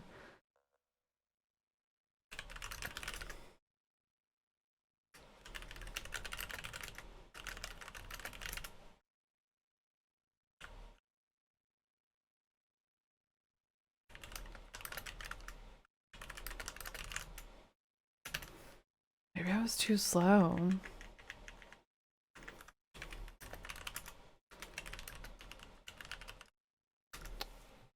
There's freaking something in here. Or was at some point, or I'm going to be able to look at these sparkles better somehow. Somewhere, somehow. Feels as if you expect it when I can't scratch them on my plate.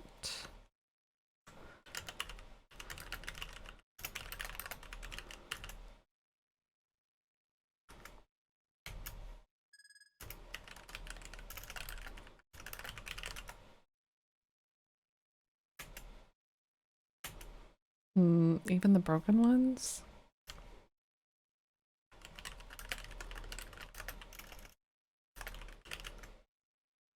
Oh yeah. Is there anything else I want to scratch on the plate? That button.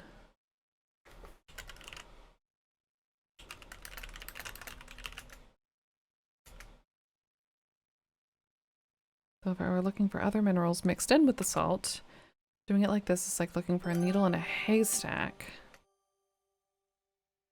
Do I have water in my cup still? No.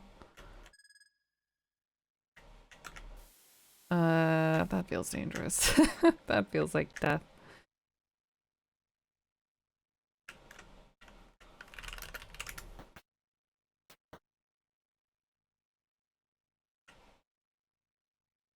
Is there a bathroom down here? There's a kitchen.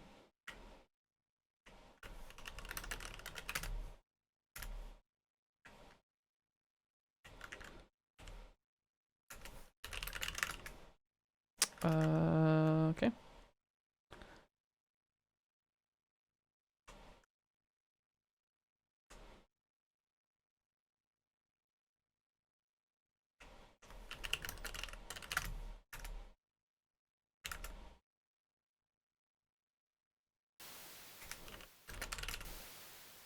Oh, it still has.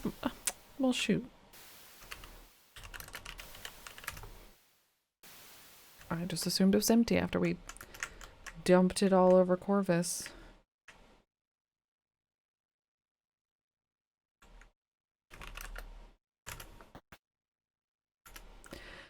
Because if I can pour water into the salt or something.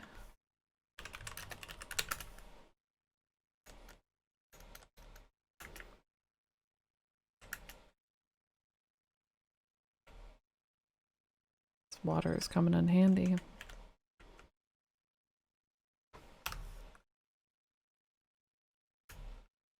Keep scrolling down, I don't need to.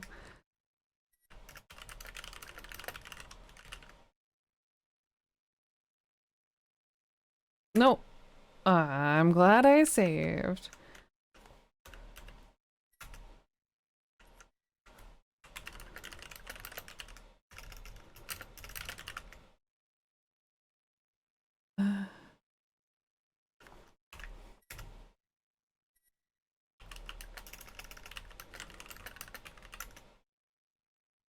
Nope. None of those are what I wanted to do.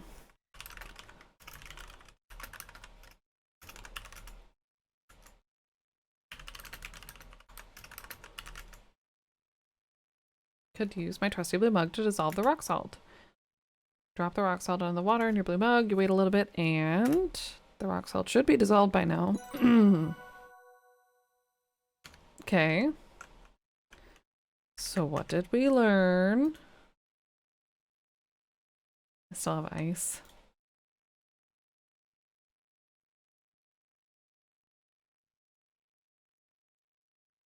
Salty water in the mug. Alright, so now we have salty water.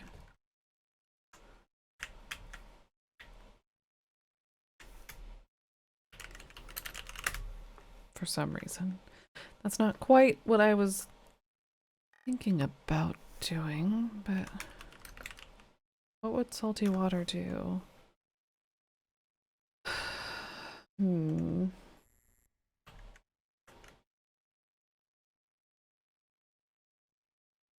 Definitely missed a few things.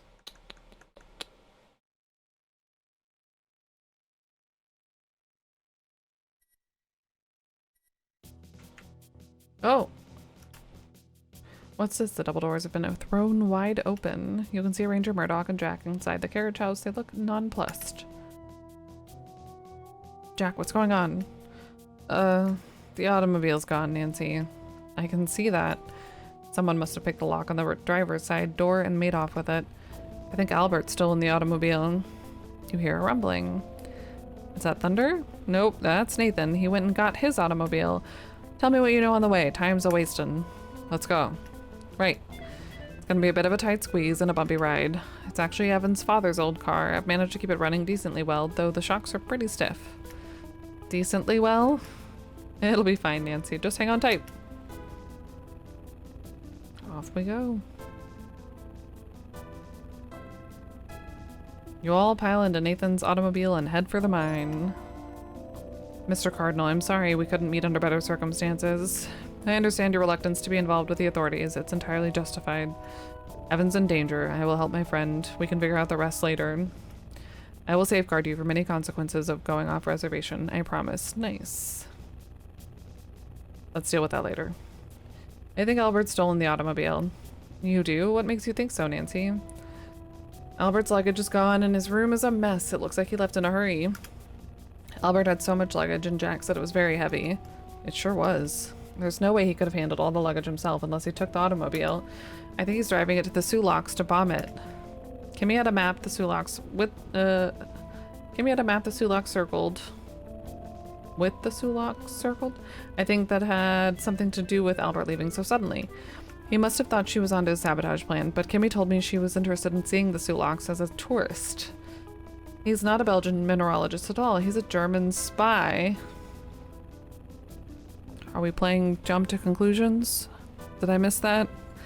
How much of this is like fresh news if you didn't investigate very well? And his name might actually be Carl L. So we knew that part. Carl L. Where did you hear that name? I found this telegraph tape and a stick of dynamite in Carl's room. And I found a bullet and a blasting cap in the blue trunk where he was storing some of his things. I think Carl is highly knowledgeable about explosives, armed and dangerous. Fantastic detective work, Nancy. I need to notify the appropriate authorities and follow up on this imminent threat. Oh, also, I think Albert's got a gun. He's been storing bullets in the blue trunk. And he's knowledgeable with explosives. He was storing the blasting caps and dynamite separately. I think you're dealing with a professional saboteur, one that's armed and dangerous. Got it. I'll keep all that in mind when we confront him, Nancy. Thank you. Totally in cahoots with the ranger. That's my theory. Please be careful. I will. I'll tell you how it goes when we meet again. Mr. Cardinal, could you please drop me off at the train station? I can send an urgent telegram for reinforcements. We'll have rangers at the Sioux Locks as soon as possible. Of course, but first to the Garnet Mines. They're closer. Good idea. A good idea. Telegrams travel faster than any automobile. Albert would take some hours to arrive at his destination. Nathan stops his automobile as close. That sounds like a turn the page sound kind of thing to me. Nathan stops his automobile as close to the Garnet Mine as he dares. The ground is rugged, and any roads leading to and from the area have fallen into disrepair many years ago. A bit of stealth is imperative as well. It wouldn't do for Nessa and Corvus to be alerted to your presence. The consequences for Evan could be dire. You and Jack watch Nathan turn the automobile around and head for the distant train station. It's all up to you now. Oh. Excellent job. Kudos on your thorough investigative technique. Chapter 5 is complete. The mine entrance has been blasted shut. This can't be where Nessa and Corvus took Evan. Oh no, my theory's wrong. Nancy, wait a minute. This is the closest entrance to the mine. They were on foot. Not to mention, this is fresh rubble. Most likely they did use this entrance, but the entrance collapsed after them. Abandoned mines are dangerous places. We have to be careful. Confrontations. How are we gonna get in? Don't know, but I'm gonna grab that shovel and start digging. And we got thingy over there. Jack starts digging at the rubble at the mine entrance. I've got to help Jack with this.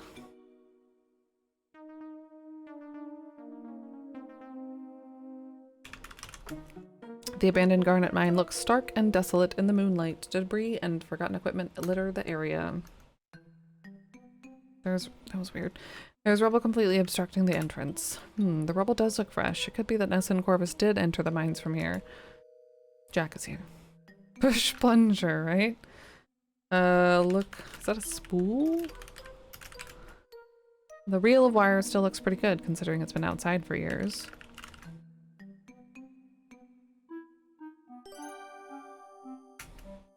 This wire would be useful if I could rig up an explosive to clear the rubble. How convenient that we have one. Oh. Did we not get the cap? Did I leave them in the... Fuck, I left them in the case, didn't I? Don't see everything I need here. Maybe there was something back at the lodge. No! The developer of this game assumes no responsibility or liability for any errors or omissions in any processes depicted, particularly dangerous ones involving explosives. Do not attempt anything in this game in real life. So don't go blow shit up. I forgot to get the cap like a fool. I saw it and I didn't get it. I can't believe that. Hi, lady. Hi, yeah. We're back. We're back. Although I might... Fuck. I might reload. Not to... Okay, so unfortunately, though, I think we're gonna end... We're gonna wrap it up here. But I think when we come back tomorrow and continue playing this, I'm going to go back a save and grab that cap. I'm rage quitting. Can still use the shovel to get in the mines. Don't tell me that. Don't tell me that. I don't want to know. I don't want to know. But I want the cap. I'm gonna do it that way. Looks like a sausage. Disclaimer came too late. Oh no. Yeah. Okay. Either way, we just saved. I'm probably gonna reload a save when we start tomorrow. Jack's doing a great job. Using information you saw in a speedrun. Nice. A speedrun of this sounds like fun. But yeah, I don't want to know any solutions of any sort. Pleasant think. Because I'm gonna do it the way I want to do it. For better or for worse. We've already missed some stuff, I think. Not a ton. I think we're doing okay, but I'm pretty sure we've missed a few things.